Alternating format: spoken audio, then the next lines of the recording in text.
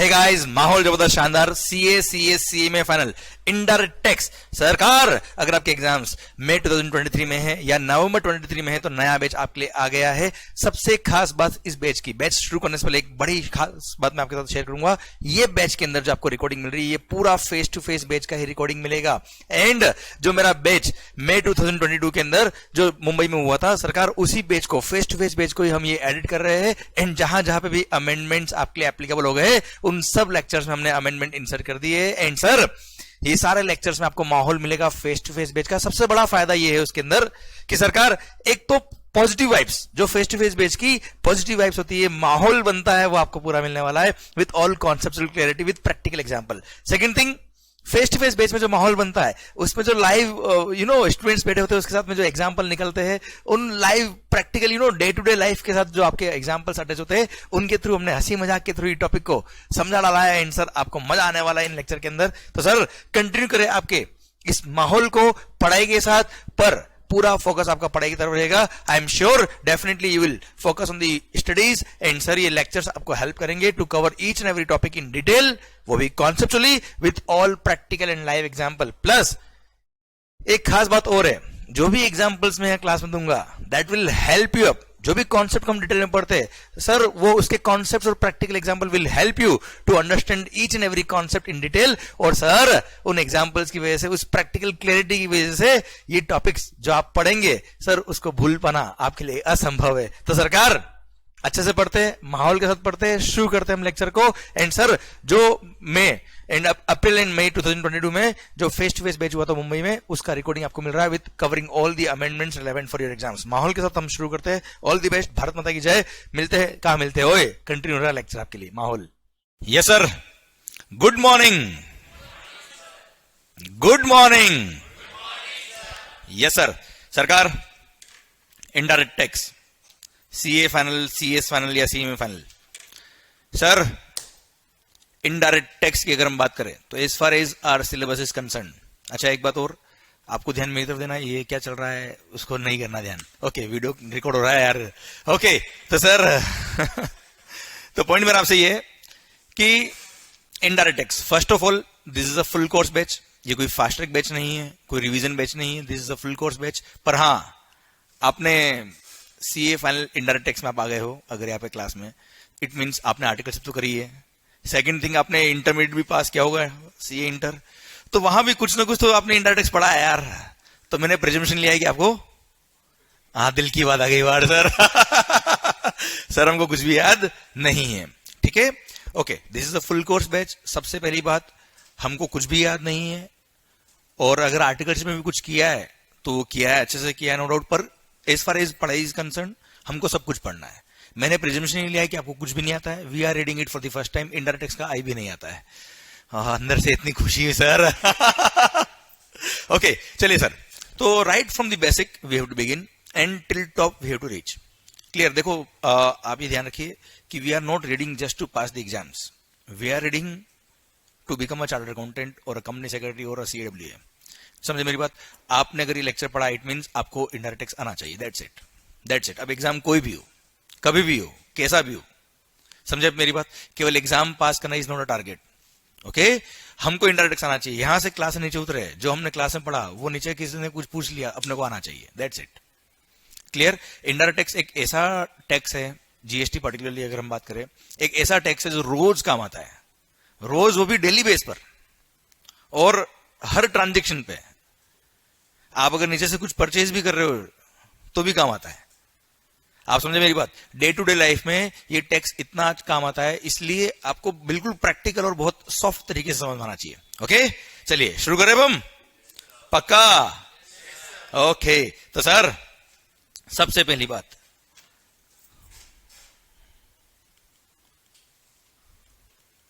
अच्छा एक बात और, प्रिजम्पशन लिया है, कुछ भी नहीं आता है, पहली बार हम बात कर रहे हैं, पहली बार हम पढ़ रहे हैं, पर फिर भी अगर मैंने आपसे कोई क्वेश्चन पूछा है, it means you know the answer.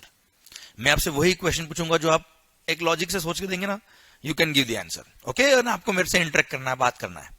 Okay, and sir जो भी वीडियो क्लास में है उनको भी मेरे से बात करना है, इंटरेक्ट करना है, और आपको भी आंसर देना है। ऐसा लगना चाहिए कि बस आप और हम पढ़ रहे हैं। ओके, तो सर सबसे पहली बात, इनडायरेक्ट टैक्स क्या होता है? Yes sir, what do mean by indirect tax? Basic answer चाहिए मेरे को, कोई टेक्निकल आंसर नहीं चाहिए sir please. Tax paid indirectly to the government, okay. How it is paid to the government indirectly, मतलब कैसा मैकेनिज्म होता है? Burden is on one person and actually pay कोई और कर रहा है, इंसिडेंस पास ऑन हो रहा है। Very good, okay, very good. अगर हम बात करें डायरेक्ट टैक्स की, चलिए what do mean bye direct tax? Yes sir, answer देना है तो मैं भी सो जाऊंगा, देखो 7 बजे बहुत टाइम बाद उठाऊं मैं भी। Yes sir, direct tax, incidence and impact on the same person. For example of the tax, best income tax. Clear, जो पर्सन पे कर रहा है वही उसका बर्डन बोन कर रहा है, वही उसका इंसिडेंस बोन कर रहा है, किसी और को पास ऑन नहीं कर रहा। ओके, क्लियर, पक्का। इनडायरेक्ट टैक्स का कोई एग्जांपल? जीएसटी सर, आप आए इसलिए सर ओके, चलिए, डायरेक्ट टैक्स हो या इनडायरेक्ट टैक्स हो, और भी बात करते हैं मस्त वाली एकदम। ये टैक्सेस क्या होते हैं? ये सरकार, एकदम बेसिक से बात करना है अपने को, एकदम रूट लेवल से, कॉमन सेंस से लिटरली कर रहा हूं। इन बातों को करते करते हम पूरा जीएसटी कस्टम पढ़ लेंगे, पता ही नहीं पड़ेगा अपने को। ओके, बिल्कुल रूट से सर, कोई टफ नहीं है। यस सर, डायरेक्ट टैक्स हो या इनडायरेक्ट टैक्स हो, what do you mean by taxes? क्या होता है tax? Revenue to the, revenue to the, ओ हो, क्या बात है sir, revenue of the government. Okay, what do you mean by government? चलिए, ये गवर्नमेंट कौन है, सरकार कौन है? Central government and state government. ये भली सेंट्रल हो या स्टेट हो, गवर्नमेंट कौन आखिर? हाँ, क्या, कहां से, मतलब हम कैसे?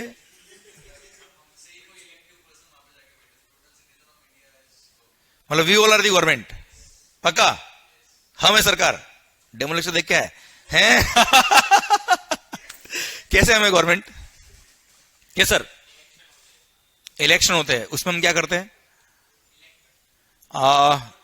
वोटिंग करते हैं, और जो कैंडिडेट होते हैं उसके अंदर जो मोस्ट एजुकेटेड होते हैं, समझदार लोग होते हैं, हंसो मत होए सर वेल मैनर्ड लोग होते हैं, उनको हम इलेक्ट करते हैं। ओके, क्यों करते हैं elect?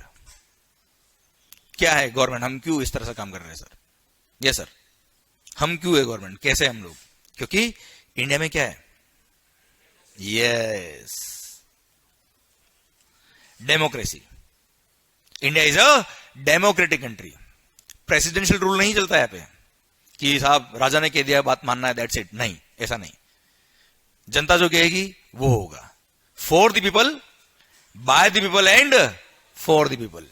Democracy means for the people, by the people and of the people. Clear, जनता का, जनता के लिए एंड जनता के द्वारा। क्लियर, मतलब देश कौन चलाएगा? ऐसे चलाओगे? ऐसे चलाओगे? देश कौन चलाएगा?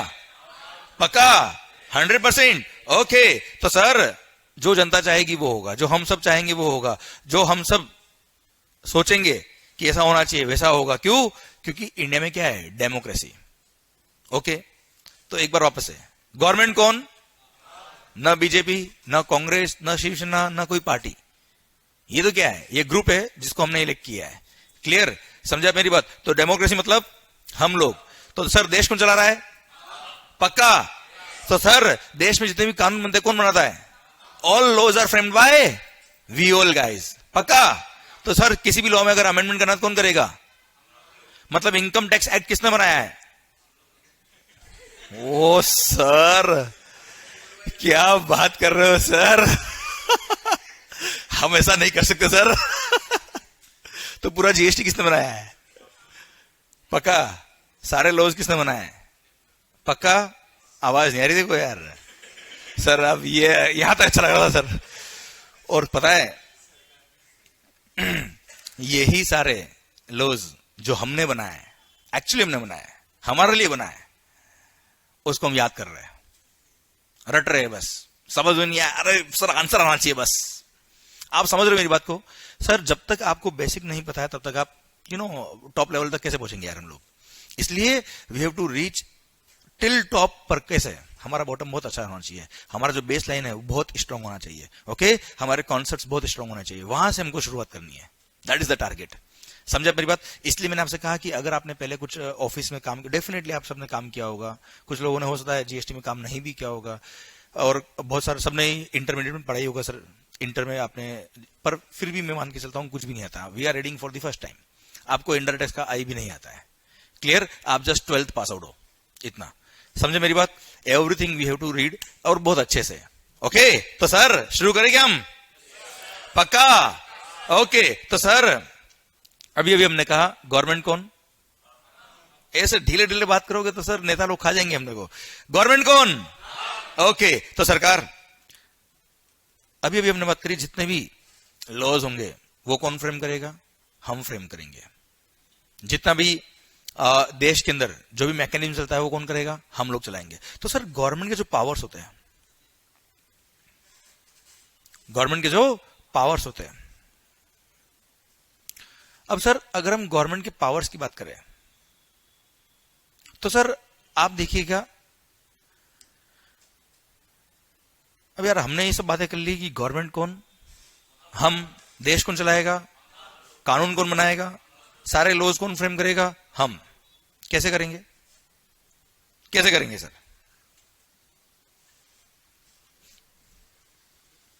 ये सर कैसे फ्रेम करेंगे हम लोग?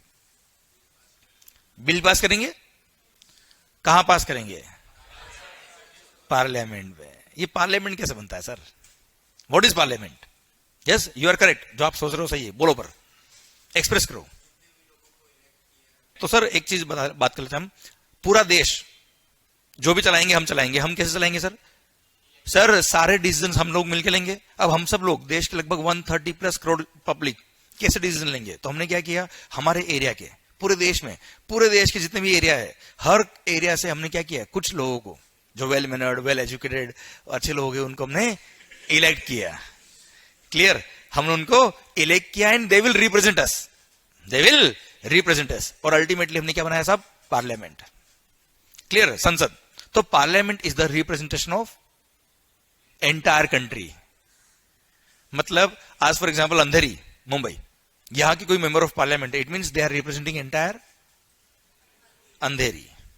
क्लियर? उन्होंने कुछ बात कही, मतलब पूरा अंधेरी वाले लोग ये कह रहे हैं बात। अरे यस या नो? समझा आप मेरी बात? ऐसे ही पूरे देश के हर एरिया के सर लोगों को हमने क्या किया? इलेक्ट किया and ultimately they formed parliament. तो पार्लियामेंट क्या है?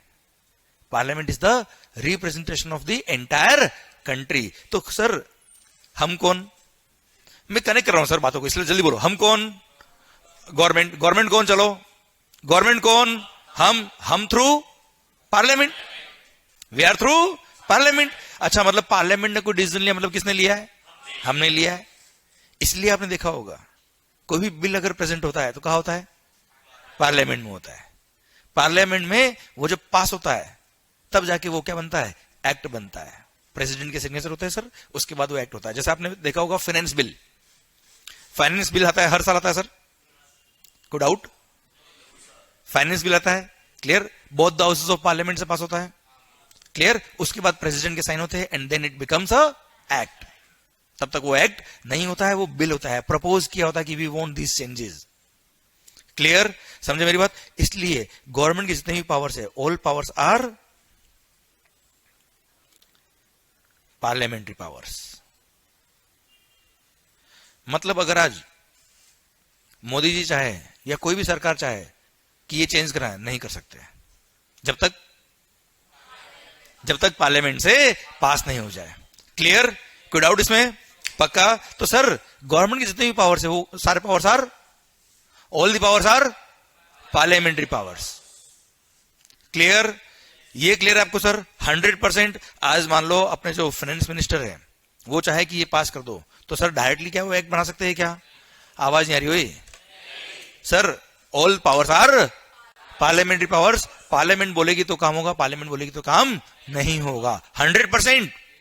चलिए, तो आप मुझे बताओ, क्या parliament all 365 days in a year, क्या पार्लियामेंट का सेशन चलता है? नहीं चलता है। कितनी बार चलता है? ओके सर, अब आपको पता है पीरियोडिकली पार्लियामेंट के सेशंस होते हैं। अरे क्लियर? अब पार्लियामेंट के सेशन होंगे, on an average 2 parliamentary session में लगभग 2 to 3 मंथ का गैप होता है साहब, एवरेज। अरे यस या नो? अब सर आप मुझे बताओ, सोच बताना sir, I won't answer from everybody, okay? आप ये सोचो कि आप और मैं 2 ही जने बैठे और बात कर रहे हैं एक दूसरे से, दैट्स इट। सर मेरा पॉइंट आपसे ये है कि पार्लियामेंट के सेशन मान लो 2 दिन पहले खत्म हुआ है सर, पार्लियामेंट का सेशन अभी 2 दिन पहले ही खत्म हुआ है, and next session will come on around 2 to 3 months, जो भी शेड्यूल बनेगा उस अकॉर्डिंग। अरे यस या नो? अब मेरा पॉइंट आपसे ये है, मान लो मुंबई में आज इतनी बारिश आई सर, हर तरफ पानी ही पानी। वो गाना है ना, ब्लू है पानी पानी, यहां ब्लैक है पानी पानी, सर सब तरफ पानी पानी, इतना पानी कि सर पैर रखने की जगह नहीं है और फ्लड जैसा माहौल है। और पता है आपको, इंडिया में देश का लगभग 90% से ज्यादा शुगर कहां स्टोर होता है, पता है आपको? पता है? नहीं? तो it's very easy for me to tell you. Sir जब आपको पता होता ना तो टेंशन है, नहीं पता आपको टेंशन नहीं है सर। देश का मोर देन 90% शुगर मुंबई में स्टोर होता है, मोर देन 90% शुगर मुंबई में स्टोर होता है। अब सर हर तरफ पानी, और सर उस फ्लड में शक्कर सारी घुल गई सर, पानी मीठा हो गया। समंदर का पानी मीठा हो गया सर। मेरा पॉइंट अब आपसे ये है कि सर मुंबई की लगभग सारी शक्कर खराब, more than 90% sugar of the entire India is stored in Mumbai. मान लो खराब हो गया, अब क्या करेंगे कल से? Sugar free. सोचो आप, शुगर एक ऐसी चीज है जो रोज रिक्वायर्ड है, it's a goods of daily necessity. अब मेरा पॉइंट आपसे ये है, अगर डेली बेस पर शुगर रिक्वायर्ड है, सप्लाई बिल्कुल खत्म, हूं तो करो कम से कम, हाँ बोलने में जोर आता, हूं तो कर दो।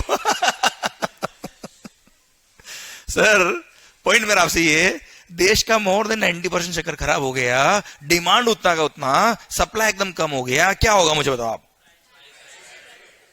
प्राइसेस इन्फ्लेट हो जाएगी सर, यस या नो? अब अगर शुगर जैसी गुड्स की प्राइसेस इतनी हाइक हो जाए तो सर कांग्रेस वाले तो कह देंगे सर मोदी जी ने शक्कर बढ़ाई है प्राइस। अरे यस या नो? समझे आप मेरी बात? तो सर ये तो बड़ा ही प्रॉब्लम हो जाएगा सर। इन्फ्लेशन रेट का सोचो क्या होगा सर। अरे यस या नो? अब सर ऐसी सिचुएशन में गवर्नमेंट को क्या करना चाहिए, सोच के देखो। अब आप, देश का लगभग सारा शक्कर खराब हो गया, पर कंजम्पशन के लिए डेली रिक्वायर्ड है। अब सर ऐसा तो नहीं मोदी जी एकदम जोश भरा भाषण देंगे कि मेरे प्यारे किसान भाइयों, हमें देश में शक्कर चाहिए, आप जाइए अपने फार्म पे शुगर केन प्रोड्यूस करिए और कल मेरे को देश के अंदर शक्कर चाहिए। मिल जाएगी? मिल जाएगी?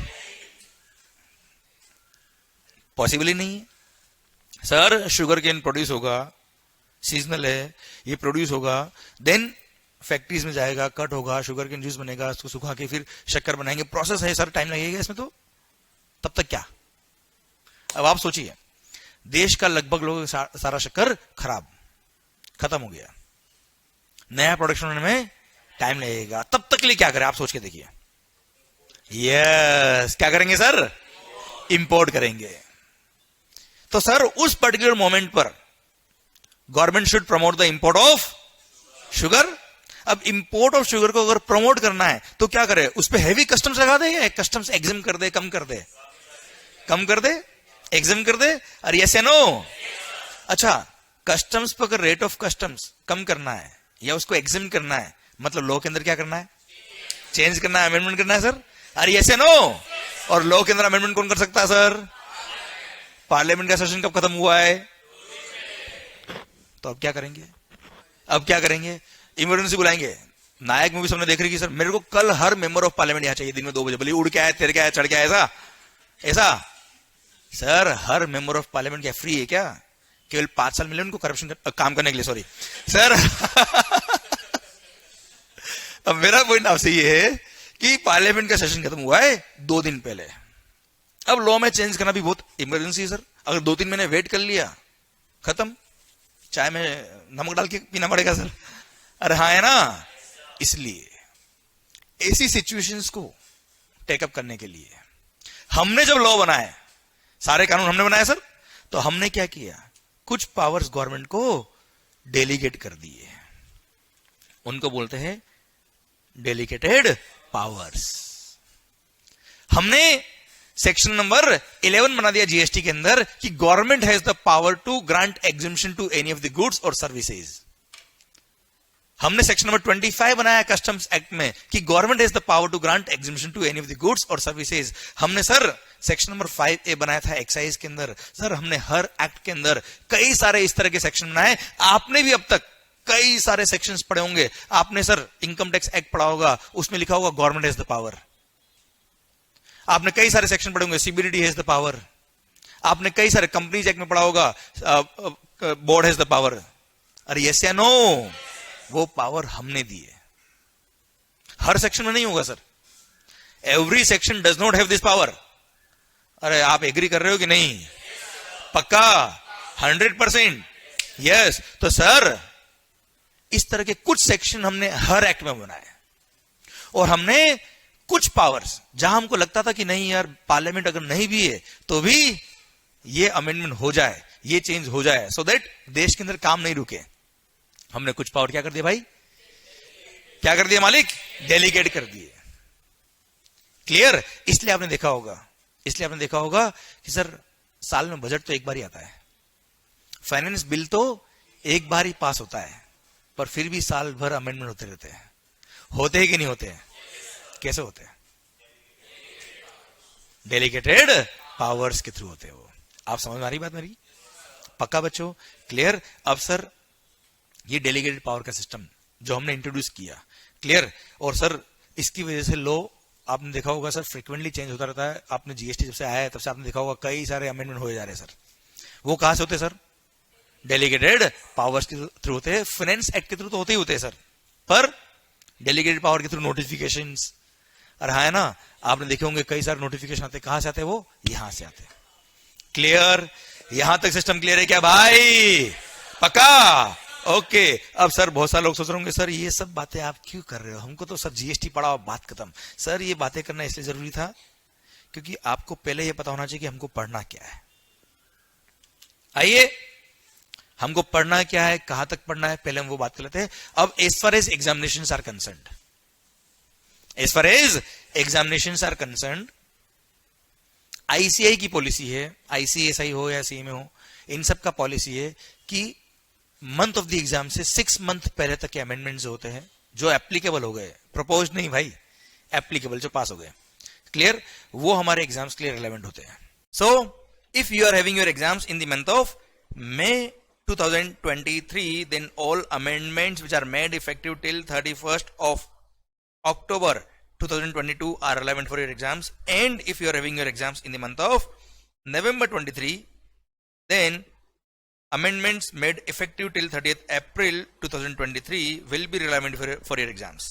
तो सर करंटली ये जो बैच हम पढ़ रहे हैं, ऑब्वियसली ये मंथ ऑफ अक्टूबर नवंबर चल रहा है सर, इसलिए sir all amendments which will be made effective till 31st October 22 will be covered in this lecture. जो भी बुक आपको मिलने वाली है, जो भी बुक आपको मिल रही है, वो 31st अक्टूबर 2022 तक अमेंडेड है।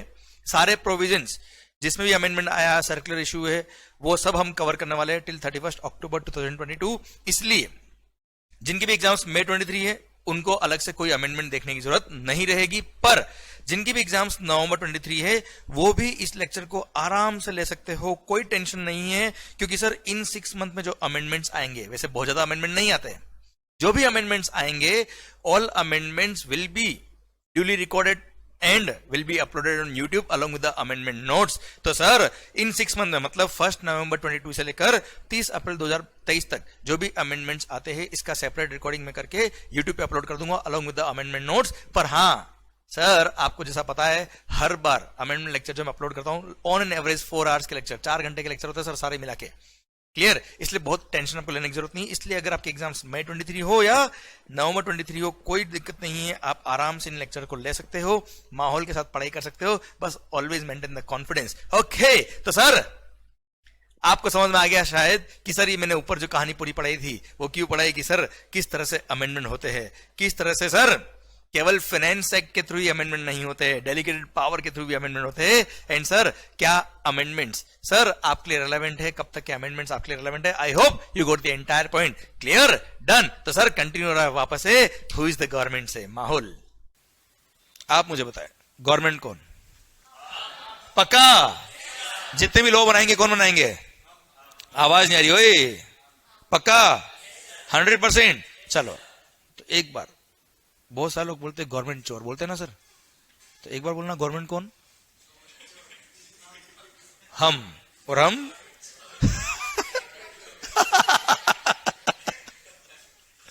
ओके तो सर ध्यान दीजिएगा, गवर्नमेंट चोर नहीं है। हाँ कुछ लोग हो सकते हैं जो काम अच्छे से नहीं कर रहे, ईमानदारी से नहीं कर रहे, वो हो सकता है, अदरवाइज गवर्नमेंट कौन? चलो एक एग्जांपल दूं क्या यार, इस पर ट्रस्ट हो जाएगा आपको कि हाँ सर सही में गवर्नमेंट अच्छी है सर। अभी तक तो सर आपने कहा बहुत अच्छा लग रहा है सर, कैसे अच्छी है सर? देखते हैं, लॉ सारे हमने बनाए हैं। क्लियर? कैसे देखते हैं? देखते हैं सर। सरकार पता है आपको, अगर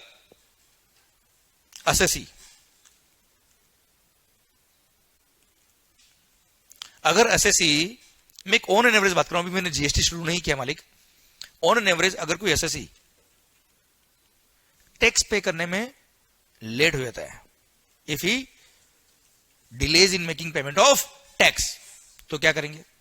गोली छोड़ा दो, ऐसा फांसी? तो देखो पेनल्टी लगता है कोई ऑफेंस किया तो, लेट करने में क्या लगेगा? इंटरेस्ट। पता है आपको, अगर कोई एसएससी टैक्स पे करने में लेट हो रहा है, भले वो जीएसटी हो या कोई भी टैक्स हो, तो sir he will have to pay the interest. और मैं जीएसटी की बात करता हूं हमसे, अगर एसएससी लेट करता है, एक दिन भी उसने लेट किया है, तो rate of interest is 18% per annum. Generally बता रहा हूं अभी ओवरऑल मोटा मोटी, कितना मालिक? 18% पर एनम। अरे क्लियर? ओके। और पता है अगर कभी मान लो हमने एक्स्ट्रा टैक्स पे कर दिया या किसी वजह से हमारा अमाउंट ऑफ टैक्स रिफंडेबल आ रहा है, क्या रहा मालिक? तो रिफंड कौन देगा मालिक? और गवर्नमेंट रिफंड देने में अगर पता है, if government delays the refund, पहली बात तो गवर्नमेंट को टाइम दिया है 60 डेज का, जीएसटी की बात करूं आपसे, 60 डेज में जिसने रिफंड अप्लाई किया है, इफ ही इज एलिजिबल, तो उसके अकाउंट में क्रेडिट हो जाना चाहिए with in 60 days. With in 60 days उसके अकाउंट में अमाउंट क्रेडिट हो जाना चाहिए साहब।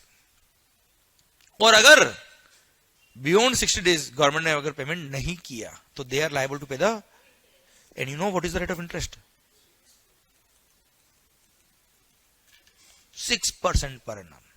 हमारे लिए 18, और वो भी वेरी नेक्स्ट डे से, जैसे 20th of the next month is the due date, तो 21st से क्या लगेगा? और खुद के लिए 6%, वो भी 60 डेज के बाद। है कि नहीं चोर? आप मुझे बताओ, ना इंसाफी है कि नहीं सर? आवाज नहीं आ रही देखो यार। पक्का? ओके चलिए, तो क्या करना चाहिए आप बताओ, सॉल्यूशन बताओ। चलो या भी बैठा कर दे सर, सॉल्यूशन ये है या तो इनकी भी 18 कर दो या हमारे भी। यार मैं क्या कह रहा हूं, आप पढ़ाई कर रहे हो सोच के मत बैठो यार, मस्त अपन बात कर रहे हैं, दैट्स इट। लिटरली कह रहा हूं मैं, ऐसे ही पढ़ाई होगी, मस्त होगी बात करो आप मेरे से। क्लियर? समझो मेरी बात। वीडियो क्लास वाले सोच रहे सर हम किससे बात करें? अरे भाई बात कर, सुन रहा हूं तुमको भी, देख रहा हूं। सर मेरा पॉइंट आपसे ये है कि यू टेल मी सॉल्यूशन क्या है इसका, या तो गवर्नमेंट के लिए कितना कर दो 18, या हमारे लिए भी कितना कर दो। चलिए अगर हमारे लिए 6% पर एनम कर दिया तो सोचते क्या होगा? अब थोड़ा सोचते आगे। अगर हमारे लिए 6% पर एनम कर दिया तो एसएससी को अगर टैक्स पे करने पर, टैक्स लेट पे करने पर 6% पर एनम ही इंटरेस्ट देना पड़ रहा है अगर, तो वो क्या करेगा? लेट ही पे करेगा ना सर। अगर बैंक से लोन लेने जाएगा तो 15%, बिजनेस लोन की बात करें हम 12%, 13%, 15%, और वो भी क्यूमुलेटिवली, फ्री प्रोसेसिंग चार्ज अलग, डॉक्यूमेंटेशन चार्ज अलग, फिर उसको सर प्रॉपर्टी सिक्योरिटी देनी है, सब काम करना पड़ेगा सर। इधर तो अनसिक्योर्ड लोन, कोई लोन कोई टेंशन नहीं है सर। अरे हाँ है ना, आप समझे मेरी बात। मान लो कोई एसएससी है जिसको मंथली 20 लाख रुपए टैक्स पे करना होता है, वो 2 महीने टैक्स पे नहीं करे, 40 लाख का उसको लोन मिल गया सर, वर्किंग कैपिटल लोन, वो भी विदाउट एनी प्रोसेसिंग फीस। किसी को अप्लाई नहीं करना है, कोई प्रोजेक्ट रिपोर्ट नहीं बनवानी सर, किसी को फीस नहीं देनी है, और रेट ऑफ इंटरेस्ट वो तो सर 6% उधर देगा गवर्नमेंट को, इधर 8% किसी और को दे देगा सर कि तू ले ले पैसे, कोई बात नहीं।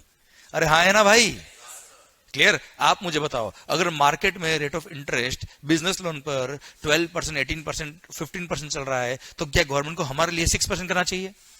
आवाज नहीं आ रही देखो यार, तो बताओ 18% सही है कि नहीं है?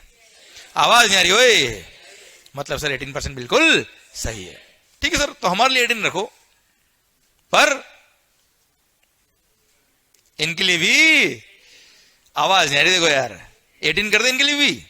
सोचो अगर गवर्नमेंट का रिफंड देने में अगर गवर्नमेंट लेट होती है और उनके लिए रेट ऑफ इंटरेस्ट 18% कर दे, तो हर एसएससी क्या करेगा?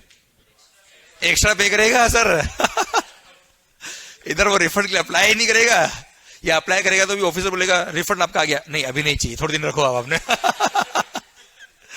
यू टेल मी, 18% भाई, सोर्स ऑफ इनकम हो गई उनके तो। आज एफडी पे रेट ऑफ इंटरेस्ट 6% भी नहीं है। अरे हाँ है ना, यू टेल मी, क्या 18 होना चाहिए? आवाज नहीं आ रही भाई, कितना होना चाहिए?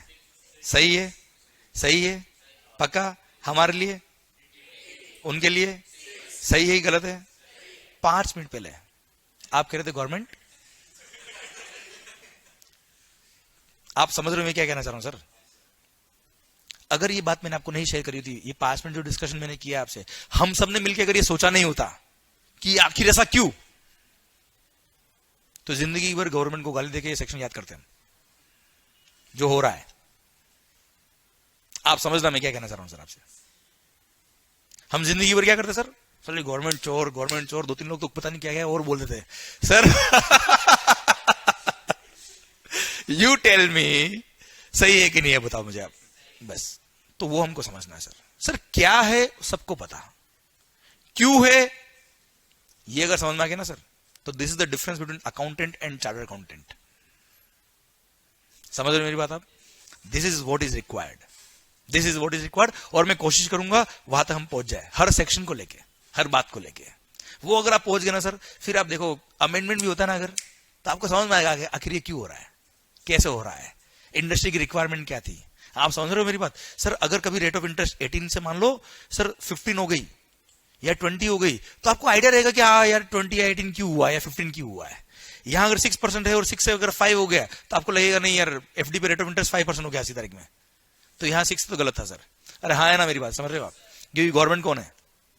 आवाज नहीं आ रही ओए, गवर्नमेंट के प्रोविजंस गलत नहीं है सर। हाँ कुछ ऑफिसर्स होंगे जो गलत होंगे सर, गवर्नमेंट चोर नहीं है। समझे आप मेरी बात? दैट्स द स्पिरिट जिससे हमको पढ़ना है। क्लियर? तो शुरू करें क्या इंडायरेक्ट टैक्स? पक्का 100%। तो गवर्नमेंट कौन? आवाज नहीं आ रही ओए, गवर्नमेंट कौन? Okay, taxes are the revenue of the. Tax pay कौन करता है सर? भले डायरेक्ट टैक्स हो या इनडायरेक्ट टैक्स हो, पे कौन करता है? हम लोग पे कर रहे हैं, हम लोग पे कर रहे हैं, पूरे देश के लोग मिलकर पे कर रहे हैं सर। किसको पे कर रहे हैं? गवर्नमेंट कौन? कौन पे कर रहा? कौन पे कर रहा? किसको पे कर रहे हैं?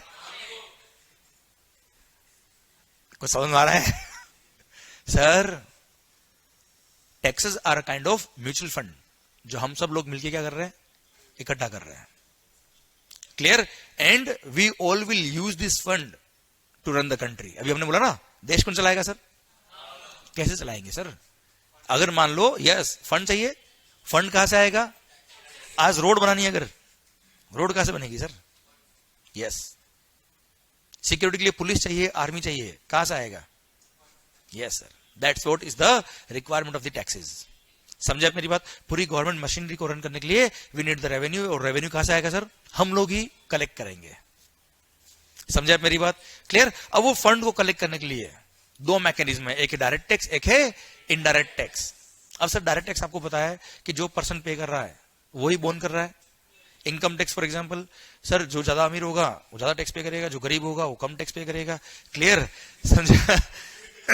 अब मेरा पॉइंट आपसे ये है, इनडायरेक्ट टैक्स एक ऐसा टैक्स है सर जो हर गुड्स पे लगाया गया है, हर सर्विस पे लगाया गया है। अब सर अमीर होगा तो सर भारी चीजें खरीदेगा, परचेज करेगा, तो उसको टैक्स लगाना पड़ेगा सर। अगर सर गरीब आदमी होगा, कम प्राइस की गुड्स खरीदेगा, उसको कम टैक्स पे करना होगा सर। हाँ है ना? तो this is directly on the goods और सर्विसेज। जो भी आप गुड्स और सर्विसेज कंज्यूम करेंगे, परचेज करेंगे, उस पर आपको टैक्स पे करना है, और ultimately it will go to the government. हाँ है ना? अब आप मुझे बताओ सर, एंड कंज्यूमर जो गुड्स खरीद रहा है और अल्टीमेटली कंज्यूम कर रहा है, वो टैक्स पे करेगा? Is it possible for the government to go to each and every house and collect the tax from the each and every consumer? आवाज नहीं आ रही हो? नहीं। तो उन्होंने क्या किया? मैकेनिज्म बनाया। एक काम करो सर, जो सप्लायर है, जो गुड्स या सर्विसेज को बेच रहा है, उसको बोल दो कि भाई हम टैक्स तुमसे लेंगे, तुम अपने कस्टमर से ले लेना सर। हाँ है ना? दैट विल बी इजियर ना? आज जैसे हमने आपको सर्विसेज प्रोवाइड करी, तो we will collect the tax from you and we will pay to the government. That is more easier than to collect directly from you all guys. Yes और no? समझे मेरी बात? That's why mechanism to charge the goods and services is indirect tax, जिसमें pay कोई और कर रहा है और अल्टीमेटली बोन कोई और कर रहा है। समझा मेरी बात? इनकम टैक्स में अमाउंट सब्सटेंशियल होता है, 2.5 लाख तक तो टैक्स है ही नहीं, उससे ऊपर ही टैक्स लगता है सर। अरे यस है नो? और जिसका इनकम 5 लाख तक है उस पर तो टैक्स है भी नहीं वैसे भी। क्लियर? बस इतना ही आता है मेरे को इनकम टैक्स में। क्लियर? ओके, तो सर ये बात है क्लियर है आपको सर? आवाज नहीं आ रही हो? पक्का? पक्का? टैक्सेस कौन पे कर रहा है? हम। किसको? तो सर हम क्या हम कानून गलत बनाएंगे? लॉ गलत बनाएंगे? लॉ किसने बनाए? किसके लिए बनाए? Yes, that's it, that's what the spirit should be जब हम पढ़ाई करें तब। ओके? और पढ़ाई को बर्डन लेके नहीं पढ़ना अपने को, आराम से मस्त होकर हले हले पढ़ेंगे। ओके सर, चलिए सर शुरू करते हैं हम बात इनडायरेक्ट टैक्स को लेकर। Sir indirect tax, as far as your syllabus is concern,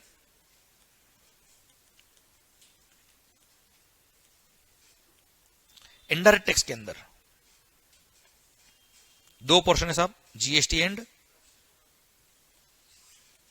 customs plus FTP. Writing समझ मारी आपको मेरी? थोड़ा और बिगड़ेगा आगे जाके सर। ओके सर, मेरा पॉइंट आपसे ये है, जीएसटी की अगर हम बात करें, अच्छा indirect tax 100 marks, paper 100 marks का सब, इसमें 75 मार्क्स का पोर्शन होता है जीएसटी का, 25 मार्क्स का पोर्शन होता है customs plus foreign trade policy का सर, एफटीपी। ओके? तो सर शुरुआत किससे करें ये बताओ आप? तो शुरुआत किससे करें, क्या पढ़े, जीएसटी या कस्टम्स? देश में सर सबसे डिमांडिंग पोजीशन जो आज की तारीख में है, कोई टैक्स की है तो वो क्या है? तो सर शुरू करें क्या जीएसटी? ऐसे धीरे धीरे बोलोगे तो मैं भी धीरे धीरे शुरू करूंगा। अरे शुरू करेगा जीएसटी? पक्का? Okay, goods and services tax. Okay, एक और चीज जो भी मैं यहां लिखूंगा ना sir, at the end of the lecture हम क्या करेंगे, I will give you time to have a click of the slide. उससे क्या होगा कि यहां लिखने का टाइम आपको खराब नहीं होगा, एंड जो आपने क्लिक किया उसको घर जाके जब भी आप रिवीजन करोगे तो उसमें नोट कर लेना आप, तो अपना टाइम बचेगा, इफेक्टिवली पढ़ाई अच्छी होगी यहाँ पे। Okay sir? ठीक है मालिक। ओके, तो सरकार गुड्स एंड सर्विसेज टैक्स 1 जुलाई 2017 से 1 जीएसटी आया। पहले क्या था sir? Service tax, excise, VAT, sales tax. अरे हाँ है ना? ऐसा क्या हो गया जो ये टैक्स की रिक्वायरमेंट आई जीएसटी? मतलब ऐसा कहा जाता है कि इंडिपेंडेंट इंडिया का सबसे बड़ा इकोनॉमिक रिफॉर्म कोई है तो वो है GST. What was the requirement? ऐसा क्या हो गया जो जीएसटी लाना पड़ गया? व्हाट वाज द हर्डल्स, तकलीफ क्या थी साहब, परेशानी क्या थी? कंप्लायंस बर्डन बहुत ज्यादा था, कैस्केड इफेक्ट था, मल्टीपल टैक्सेशन था, one nation one tax one market. तो ये सब क्या हमने सुना हुआ है, बातें करी हुई, अब देख लेते हैं होता क्या है। नहीं नहीं, एक्चुअली देख लेते हैं। Clear sir? तो सबसे पहले बिफोर बिगिनिंग द जीएसटी हम वो बात करेंगे आखिर जीएसटी क्यों आया और जीएसटी कैसे आया। तो अगला जो मैं पॉइंट बताने वाला हूं आपको सर, दैट्स वेरी इंपॉर्टेंट। ये मत समझना कि एक्साइज पढ़ा रहा है मंगल, तो दैट इज वेरी रिलेवेंट, और वहां से मैं कनेक्ट कर दूंगा जीएसटी, क्योंकि आपको बिल्कुल रूट अगर पता पड़ गया ना सर, माहौल बनने वाला है। ओके, तो सर बात शुरू करते हैं हम कि आखिर जब जीएसटी नहीं था, जब जीएसटी नहीं था तब क्या था। क्लियर? चलिए सर, मान लो I am a manufacturer of this pen. Clear? चलिए, मार्कर है इधर, हाँ है। Okay, I am a manufacturer of this marker. पूरी लेक्चर इस मार्कर पे खत्म हो जाएगा सर अपना। Okay, I am a manufacturer of this brand name Mangal. Okay sir, अब ये मार्कर अगर मैं मैन्युफैक्चर करता हूं, अब मैं मैन्युफैक्चर हूं तो यार ओके सर,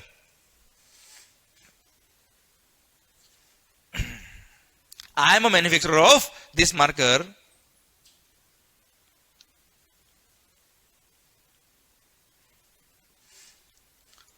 मैंने इसको मैन्युफैक्चर करने के लिए रॉ मटेरियल परचेज किया होगा सर, कई सारे raw material, input service, capital goods purchase किए होंगे सर मैंने।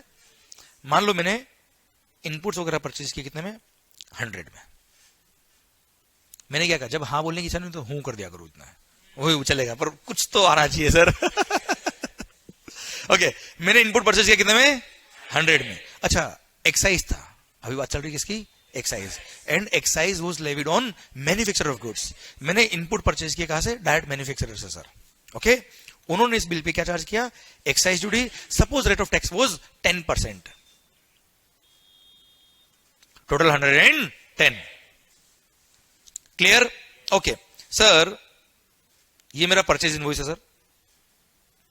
जब मैंने ये इनपुट परचेज किया होगा, इससे मैं मैन्युफैक्चर करूंगा क्या, मेरा output goods which is marker, marker बना रहा हूं मैं, आई एम अ मैन्युफैक्चरर। अगेन जब इसको सेल करूंगा, मैन्युफैक्चर किया है सिंस मैंने, इसलिए इस पे क्या लगने वाला है, एक्साइज। परचेज पे ऑलरेडी क्या पे किया मैंने, एक्साइज।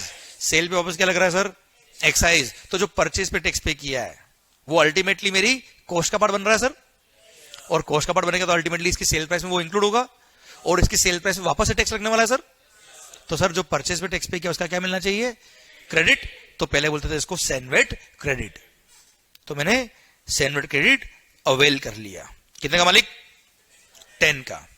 आउट ऑफ 110 मैंने 10 का क्रेडिट ले लिया। अवेल क्या मतलब, लिया अभी मैंने, अवेल क्या है, now it is available for me. Clear? Okay, out of 110 अगर 10 का मेरे को क्रेडिट मिल गया तो मेरी कॉस्ट कितनी होगी मालिक, 100। क्लियर? अब मैंने अपने एक्सपेंसेस किए होंगे, अपना मार्जिन ऐड किया होगा, अपने सर फैक्ट्री चलाई तो बहुत सारे ओवरहेड्स वगैरह हुए होंगे, वो सब मैंने ऐड किया, उसको बोलते हैं वैल्यू एडिशन। मान लो वो था ₹40, इसमें मेरा मार्जिन भी आ गया, प्रॉफिट मार्जिन वगैरह सब कुछ आ गया सर। क्लियर? ओके, मेरा सेल प्राइस कितना होगा मालिक, 140 सर।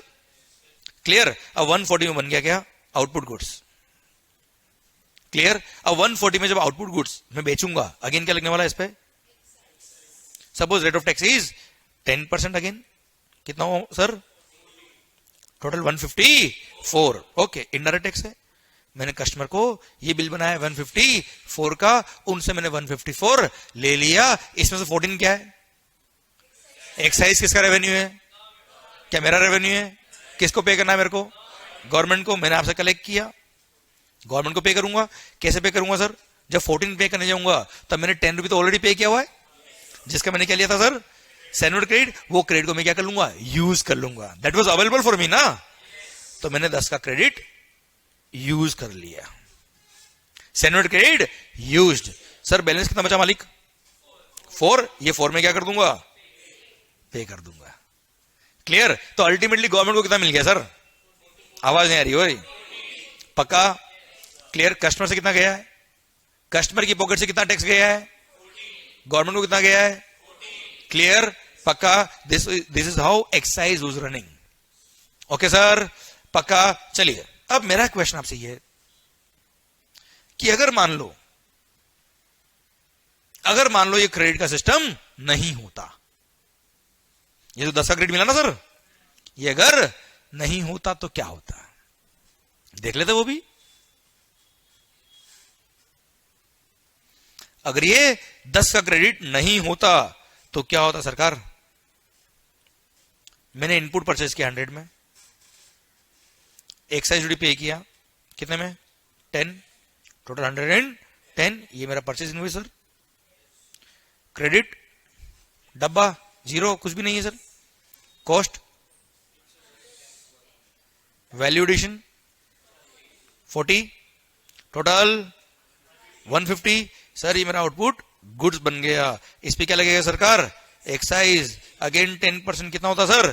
15, टोटल। ये मेरा सेल इनवॉइस बन गया। 15 रुपये क्या है इसमें? 15 रुपये क्या है? एक्साइज। आपसे लिया, किसको पे करूंगा? गवर्नमेंट को पे करूंगा। कैसे पे करूंगा? क्रेडिट तो कुछ है ही नहीं, पूरा पूरा 15 क्या करूंगा? गवर्नमेंट को पेमेंट कर दूंगा। अब आप मुझे बताओ, ध्यान से देख के बताओ, ये 165 जो कंज्यूमर को, जो मेरे कस्टमर थे, उनसे मैंने 165 लिया, इसमें से टोटल टैक्स गवर्नमेंट को कितना गया? टोटल एक्साइज कितना लग गया सर? अल्टीमेटली गुड्स की कॉस्ट विदाउट एनी टैक्स कितना था सर? गुड्स कौन सी थी? मार्कर। क्लियर? मार्कर पर रेट ऑफ टैक्स कितना था सर? मार्कर की वैल्यू कितनी है विदाउट टैक्स? 140। 140 का 10% कितना हुआ सर? जबकि गवर्नमेंट को जा कितना रहा है सर? आवाज नहीं आ रही हुई। क्लियर? पक्का? क्या सही हो रहा है? क्या सही हो रहा है? इसलिए सेनवेट क्रेडिट का सिस्टम आया। क्यों आया सर? अब ध्यान सुनना। देखो 10 का क्रेडिट क्यों मिला, सबसे इंपॉर्टेंट लाइन यही है सर। सबसे इंपॉर्टेंट, अगर अपने पूरे लेक्चर में कॉन्सेप्ट कोई होगा तो यही है कि 10 का क्रेडिट क्यों मिला। तो सर 10 का क्रेडिट क्यों मिला? अगर 10 का क्रेडिट नहीं मिलता तो क्या होता सर? सर देखिए आप ध्यान से, ये 100 रुपये, सॉरी, ये 100 रुपये जो है, इस पे हम ऑलरेडी टैक्स पे कर चुके। मैंने क्या कहा? हूं कर लिया करो कम से कम। ये जो 100 रुपये है, इस पे हमने ऑलरेडी टैक्स पे। ये जो 150 है, इसमें 100 ऑलरेडी इंक्लूडेड है, और वापस से पूरे 150 पे टैक्स लग रहा है। इट मींस 100 पे और वापस से टैक्स लग रहा है सर। अच्छा, ये तो मैंने 2 स्टेप बताई है। मान लो इस रॉ मटेरियल का, इस इनपुट का एक इनपुट और होता तो क्या होता सर? 3 बार टैक्स। एक और होता तो, इसलिए this is called multiple taxation. क्या कहते हैं सर इसको हम? डबल टैक्सेशन कहना is a small word, multiple taxation includes multiple taxes. समझा मेरी बात मेरी? आप क्लियर? सर अगर ये 10 का क्रेडिट नहीं मिलता तो क्या होता सर? मल्टीपल टैक्सेशन होता। क्या होता सर? वो 100 जिसपे हमने ऑलरेडी टैक्स पे कर दिया है, सिंस वो 140 में इंक्लूडेड है, ये सेल प्राइस में इंक्लूडेड है। क्लियर? मल्टीपल टैक्स हो जाता। क्लियर? इसलिए 10 का क्रेडिट मिला। सेकंड बात एक और, ये 150 जो था, इस 150 में ध्यान से देखो, ये 10 रुपये भी है सर। 10 रुपये क्या था सर? 10 रुपये क्या था सर? Tax, excise. अब इस 150 में ये 10 रुपये भी है, और इस पूरे 150 में वापस से 10% एक्साइज लग रहा है। इट मींस वो जो 10 रुपये टैक्स था, उस पर भी एक्साइज लग गया सर। यस या नो? मतलब एक्साइज पे एक्साइज, एक्साइज पे एक्साइज। अरे भाई तुमको टैक्स किस पे लेना है यार? वैल्यू ऑफ गुड्स पे लेना है कि टैक्स पे टैक्स लेना है? वैल्यू ऑफ गुड्स पे लेना सर। इसलिए ये टैक्स पे जो टैक्स लग रहा था, this is what is called cascading effect. This is what is called, समझे आप मेरी बात? इस 100 पे जो बार बार टैक्स लग रहा था, this is called multiple taxation. और जो 10 रुपये एक्साइज था, एक्साइज पे एक्साइज लग रहा था, this is what is called. So to avoid the multiple taxation and 10 का क्रेडिट मिला। मेरी बात समझ में आई आपको? अब मैं पूरी लैंग्वेज को बोलता हूं अच्छे से। अगर आपसे जिंदगी में कोई पूछ ले अगर कि आखिर ये 10 का क्रेडिट क्यों मिला, तो एक ही आंसर आना चाहिए क्या? क्योंकि टैक्स जो लग रहा है वो पूरे 140 पे लग रहा है। कितने में लग रहा है sir? Which includes 100। which includes 100 on which we have already paid the tax. और वापस से पूरे 140 इंक्लूडिंग 100 पे टैक्स लग रहा है. So to avoid the multiple taxation and cascading effect 10 का क्रेडिट मिला. यस या नो?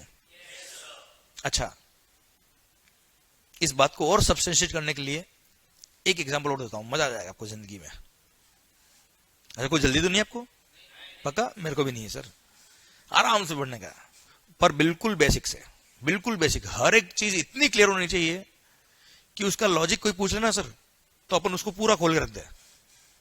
समझे मेरी बात? जैसे अभी आपने पढ़ा या आपने सुना सर मल्टीपल टैक्स हटाने के लिए, कैस्केडिंग इफेक्ट हटाने के लिए, ये सब केवल बातें कोई पूछ ले कैसे होता था पता चल, ये खोल दिया पूरा. समझा मेरी बात? This should be your concept. Okay, पता है अगर इस कॉन्सेप्ट से आपने पढ़ाई करी ना बेटा, तो what is the result? Question exam के अंदर कितना ही घुमा फिरा के पूछ ले, आप टेंशन में नहीं आओगे. और these are CA finals. Believe me, मैं अगर आपको 1000 क्वेश्चन भी करा दूंगा तो आना नेक्स्ट 1001 क्वेश्चन है वहां पे. और अगर आपके कॉन्सेप्ट क्लियर है तो आपने भले ही 100 क्वेश्चन किए, पर सर 100% गारंटी है कि कोई भी क्वेश्चन आ जाए आप कर लेंगे सर. समझे? This is what is required. Okay, मेरी बात समझिएगा आप. मान लो सर, एक और एग्जांपल लेता हूं मैं आपसे. मान लो I am a manufacturer of this pen, और पेन एग्जम्प्ट है मान लो एक्साइज से. अभी एक्साइज चल रहा है सर, जीएसटी नहीं आया अभी. ठीक है sir, pen is exempt from excise. Okay sir, पर इसका रॉ मटेरियल जो मैंने परचेज किया प्लास्टिक, वो एग्जम्प्ट नहीं है सर. आउटपुट गुड्स हो सकता है एग्जम्प्ट हो, जरूर थोड़ा इनपुट एग्जम्प्ट हो यार उसके. तो सर मैंने इनपुट परचेज किया कितने में? 100 में. अगेन उस पर एक्साइज पे किया 10%, होता है कितना? 10. टोटल 110. मैंने 110 में मैंने क्या परचेज किया भाई? रॉ मटेरियल परचेज किया, इनपुट्स परचेज किए. क्लियर? अब सर इन इनपुट को यूज लूंगा किसको बनाने के लिए? I will manufacture pen and pen is exempt from GST. Clear? You tell me, जब पेन पे एक्साइज एग्जेम्प्ट है तो पेन पे एक्साइज लगने वाला है क्या? नहीं. अब पेन पे अगर एक्साइज नहीं लगेगा तो क्या कोई मल्टीपल टैक्स होगा? आवाज नहीं आ रही? ओए, कोई कैस्केडिंग इफेक्ट होने वाला है क्या? गवर्नमेंट ने सैन्वर्ट देने से मना कर दिया. मतलब नहीं देंगे सर हम क्रेडिट. आगे हम देखते क्या हो रहा है. तकलीफ आएगी तो बात करेंगे गवर्नमेंट से हम. सर गवर्नमेंट कौन है? बस दैट्स इट. प्रॉब्लम आएगी तो बात करेंगे सर. सर गवर्नमेंट ने क्रेडिट देने से मना कर दिया. यू टेल मी मेरी कॉस्ट कितनी होगी सर? कॉस्ट कितनी हो गई? मैंने वैल्यू एडिशन किया कितना? 40. टोटल 150. ये आपका भाई पेन बन गया. इस पे एक्साइज कितना है सर? 150 में मैंने इस पेन को सेल किया. यू टेल मी, गवर्नमेंट ने क्रेडिट देने से मना कर दिया, क्या कोई मल्टीपल टैक्स हुआ है? आवाज नहीं आ रही? ओए, क्या कोई कैस्केड इफेक्ट हुआ है? नहीं. समझे आप मेरी बात? तो गवर्नमेंट ने अगर क्रेडिट देने से मना किया तो गलत किया कि सही किया? आवाज नहीं आ रही? ओए, इसलिए परचेज पे टैक्स पे किया है, इसलिए क्रेडिट नहीं मिलता है. ये एक मिथ है गवर्नमेंट सबके बीच में कि परचेज पे टैक्स पे किया इसलिए क्रेडिट मिलता है. सर परचेज पे टैक्स पे किया होता इसलिए क्रेडिट मिलता तो आपने जो शर्ट पहनी है उसका भी आपने क्रेडिट लिया होता. परचेज पे टैक्स पे करने पे क्रेडिट नहीं मिलता. अब मुझे बताओ क्रेडिट क्यों मिलता है? अब आंसर जो आएगा ना, माहौल आंसर आएगा. अब समझ में आया 10 का क्रेडिट क्यों मिला? अब सुनना मेरी बात को. 10 का क्रेडिट क्यों मिला? क्योंकि टैक्स जो लग रहा है वो पूरे 140 पे लग रहा है. अगर 140 पे नहीं लग रहा होता तो? क्योंकि टैक्स जो लग रहा है वो पूरे 140 पे लग रहा है, which includes 100 on which we have already paid the tax. और वापस से पूरे 140 इंक्लूडिंग 100 पे टैक्स लग रहा है. So to avoid the multiple taxation and cascading effect 10 का क्रेडिट मिला. पक्का? पक्का? अब सर आवाज आपकी तरफ से आएगी, आप बोलोगे. ये मंत्र है इनडायरेक्ट टैक्स का, ध्यान रखना आप. ये वो मंत्र है जिसके बेस पे पूरा जीएसटी समझ में आएगा आपको. क्लियर? तो 1 2 3 गो. 10 का क्रेडिट क्यों मिला? क्योंकि टैक्स लग रहा है पूरे 140 में लग रहा है, which includes on which we have already paid the tax, और वापस से पूरे 140 इंक्लूडिंग 100 पे टैक्स लग रहा है. So to avoid the multiple taxation and cascading effect 10 का क्रेडिट मिला. ओके तो सर एक बार और 10 का क्रेडिट क्यों मिला? इसको पता है, बोलना नहीं है, फील करना है. आंखें बंद, आंखें बंद. वीडियो क्लास आंखें बंद भाई, देख क्या रहे हो ऐसे? सर आंखें बंद, 10 का क्रेडिट. अच्छा फील करना है, बोलना नहीं है, क्योंकि टैक्स जो लग रहा है वो पूरे 140 पे लग रहा है. फील फील, बोलना नहीं है. टैक्स जो लग रहा है वो पूरे 140 पे लग रहा है, which includes 100 on which we have already paid the tax यार. और वापस से पूरे 140 इंक्लूडिंग 100 पे टैक्स लग रहा है. मल्टीपल टैक्स हो रहा है. वो 100 रुपए जिस पे हमने टैक्स पे कर दिया उस पर वापस से टैक्स लग रहा है. वो 10 रुपए जिस पे हमने टैक्स पे किया, 10 रुपए जो हमने टैक्स पे किया सर, उस पे वापस से टैक्स लग जाता. कैस्केडिंग इफेक्ट होता. So to avoid the multiple taxation and cascading effect 10 का क्रेडिट मिला. ओम शांति शांति. धीरे से आंख खोलना बेटा. अबे सो कौन गया वे सर? तो समझ में आपको विजुअलाइज हुआ कि आखिर 10 का क्रेडिट क्यों मिल रहा है सर? पक्का 100%? ओके ठीक है सर. ओके तो आपको ये समझ में आ गया कि आखिर 10 का क्रेडिट क्यों मिला. पक्का एकदम फील भी हो गया आपको शानदार वाला कि 10 का क्रेडिट क्यों मिला. विजुअलाइज हो गया पूरा आपको. पक्का ओके डन. चलिए सर अब बात करते हैं, काम करते हैं कि यार सर जब जीएसटी नहीं था, एक्साइज था ओके, पर वेट भी तो था सर, सेल्स टैक्स. चलिए सर अब वेट और सेल्स टैक्स दोनों का साथ में एग्जांपल, वेट और एक्साइज दोनों का साथ में एग्जांपल ले लेते हैं हम लोग. Again I am a manufacturer.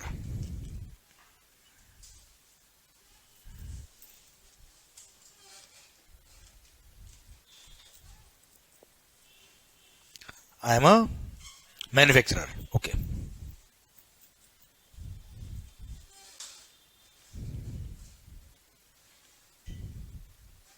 Okay मैं मार्कर मैन्युफैक्चर करता हूं सर. ओके मालिक ठीक है. अब मार्कर्स मैन्युफैक्चर करने के लिए मैंने पेन परचेज किए, सॉरी प्लास्टिक परचेज किया, मैंने रॉ मटेरियल परचेज किया, मैंने इनपुट परचेज किया सपोज 100 में. मैन्युफैक्चरर से परचेज किया सर, उसने क्या लगाया होगा अगेन? रेट 10%. कितना हो गया सर? 10. टोटल 110. पर सिंस उस पर्सन ने सेल भी तो किया है सर, जिसने मैन्युफैक्चर किया एक्साइज लग गया, बट उसने सेल भी किया है sir. That's why he will charge sales tax which is called VAT. Okay VAT था मान लो 4%, 4.4. टोटल 114.40.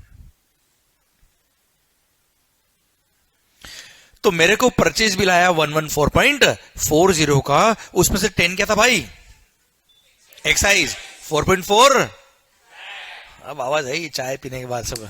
सर पॉइंट मेरा आपसे ये है कि sir since I am a manufacturer of this markers, and marker manufacture करने में क्या लगेगा सर?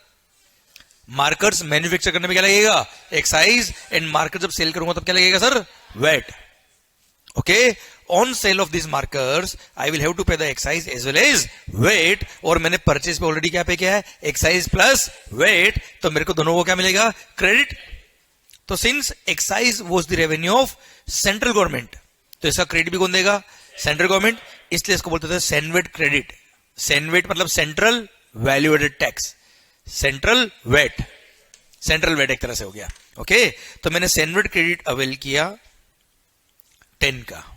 ओके मैंने वेट क्रेडिट अवेल किया कितने का मालिक?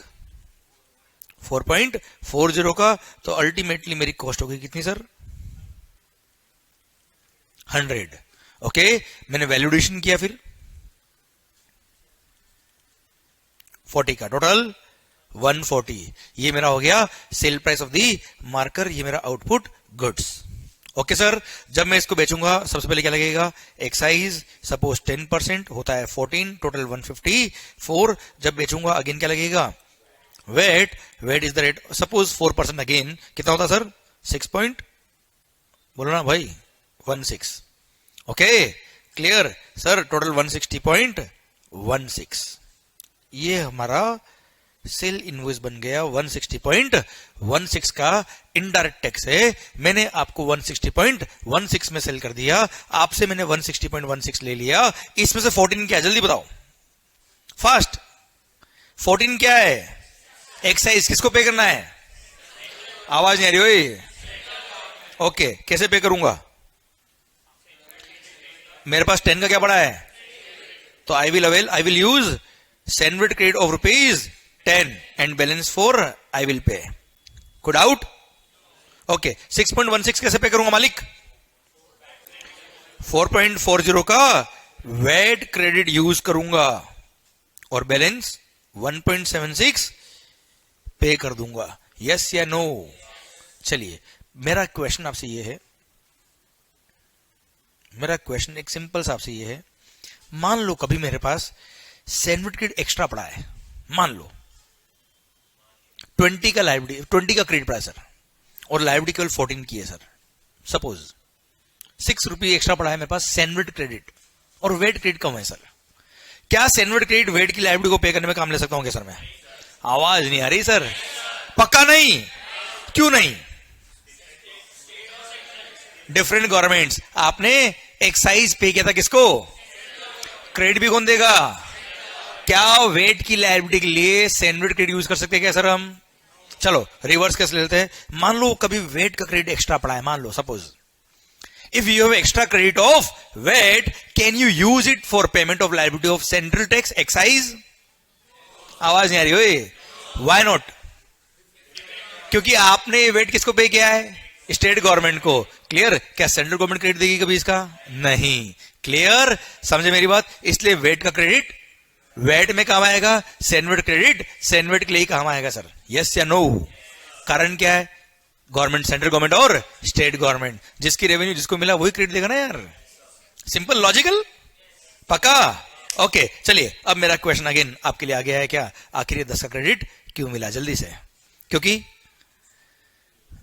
भूल गए 10 का क्रेडिट क्यों मिला? जल्दी से, क्योंकि टैक्स लग रहा है पूरे 140 पे लग रहा है, which includes on which we already paid the tax, और वापस से पूरे 140 इंक्लूडिंग 100 पे टैक्स लग रहा है। So to avoid the multiple taxation and 10 का क्रेडिट मिला, हाँ या ना? एक्चुअली मेरा क्वेश्चन ये नहीं था, मेरा क्वेश्चन था आखिर ये 4.4 का क्रेडिट क्यों मिला सर? जल्दी से, 4.4 का वेट क्रेडिट क्यों मिला सर? क्योंकि टैक्स लग रहा है वो पूरे 154 पे लग रहा है, विच इंक्लूड्स 110। क्योंकि देखो 154 में एक्साइज भी है सर, हाँ है ना? ओके, वापस बोलेंगे तो सर 4.4 का वेट क्रेडिट क्यों मिल रहा है सर? क्योंकि टैक्स लग रहा है वो पूरे 154 पे लग रहा है, which includes 110 on which we have already paid the VAT, और वापस से पूरे 154 इंक्लूडिंग 110 पे वेट लग रहा है। So to avoid the multiple taxation and 4.4 का वेट क्रेडिट मिला, हाँ या ना? मतलब सेनवेट हो या वेट हो, concepts are absolutely same. Difference क्या है? CENVAT is the revenue of central government and VAT is the revenue of, that's it. वही तो है सीजीएसटी और आ रहा है आनंद आ रहा है थोड़ा थोड़ा। अब लग रहा है सर हम जीएसटी पढ़ने ही आए हैं सर। आप समझे मेरी बात? आप मुझे बताओ, क्या सीजीएसटी का क्रेडिट एसजीएसटी में मिलेगा? एसजीएसटी का क्रेडिट सीजीएसटी के लिए मिलेगा क्या सर? बस आ गया कॉन्सेप्ट, खत्म। समझे आप मेरी बात? आएगा धीरे धीरे, होले होले, पर सिस्टम समझ में आ रहा है आपको? पक्का क्रेडिट का सिस्टम समझ में आया आपको? तो this is how CENVAT and VAT were running. चलिए, अब मेरा क्वेश्चन आपसे ये है मान लो, हाँ बोलो। सेम टैक्स पर सेम टैक्स लगता है, उसको बोलते हैं कैस्केडिंग इफेक्ट। एक्साइज पर वेट लग रहा है, उसको कैस्केडिंग इफेक्ट नहीं बोलते थे, पर फिर भी यू आर करेक्ट, इसलिए तो जीएसटी आया है। समझे मेरी बात? Yes sir, correct. कुछ हद तक कैस्केडिंग इफेक्ट हो रहा है क्योंकि एक्साइज पे भी वेट लग रहा है सर, दैट्स वाई जीएसटी आया, अभी आ रहा है, अभी इट्स ऑन इट्स वे। समझे मेरी बात? और यही वो रीजन है जो अगर आपको अपने आप समझ में आएंगे तो बुक से याद नहीं करना पड़ेगा सर आपको। मैं ये सब क्यों पढ़ा रहा हूं आपको? ये बुक से याद नहीं करना अपने को यार, अपने आप आंसर आना चाहिए। यस सर कैसे नहीं, फिर कभी भी हो रहा है सर, अभी हो रहा है, अभी रुक सर। अब मेरा पॉइंट आपसे ये है, तो यार सिंपल सी चीज बताओ मुझे आप, अगर मान लो मेरी सेल पर वेट लगता है, एक्साइज नहीं लगता, चलो एक्साइज एग्जेम्प्ट है, वेट एग्जेम्प्ट नहीं है, तो बताओ सैंडविच क्रेडिट मिलेगा क्या?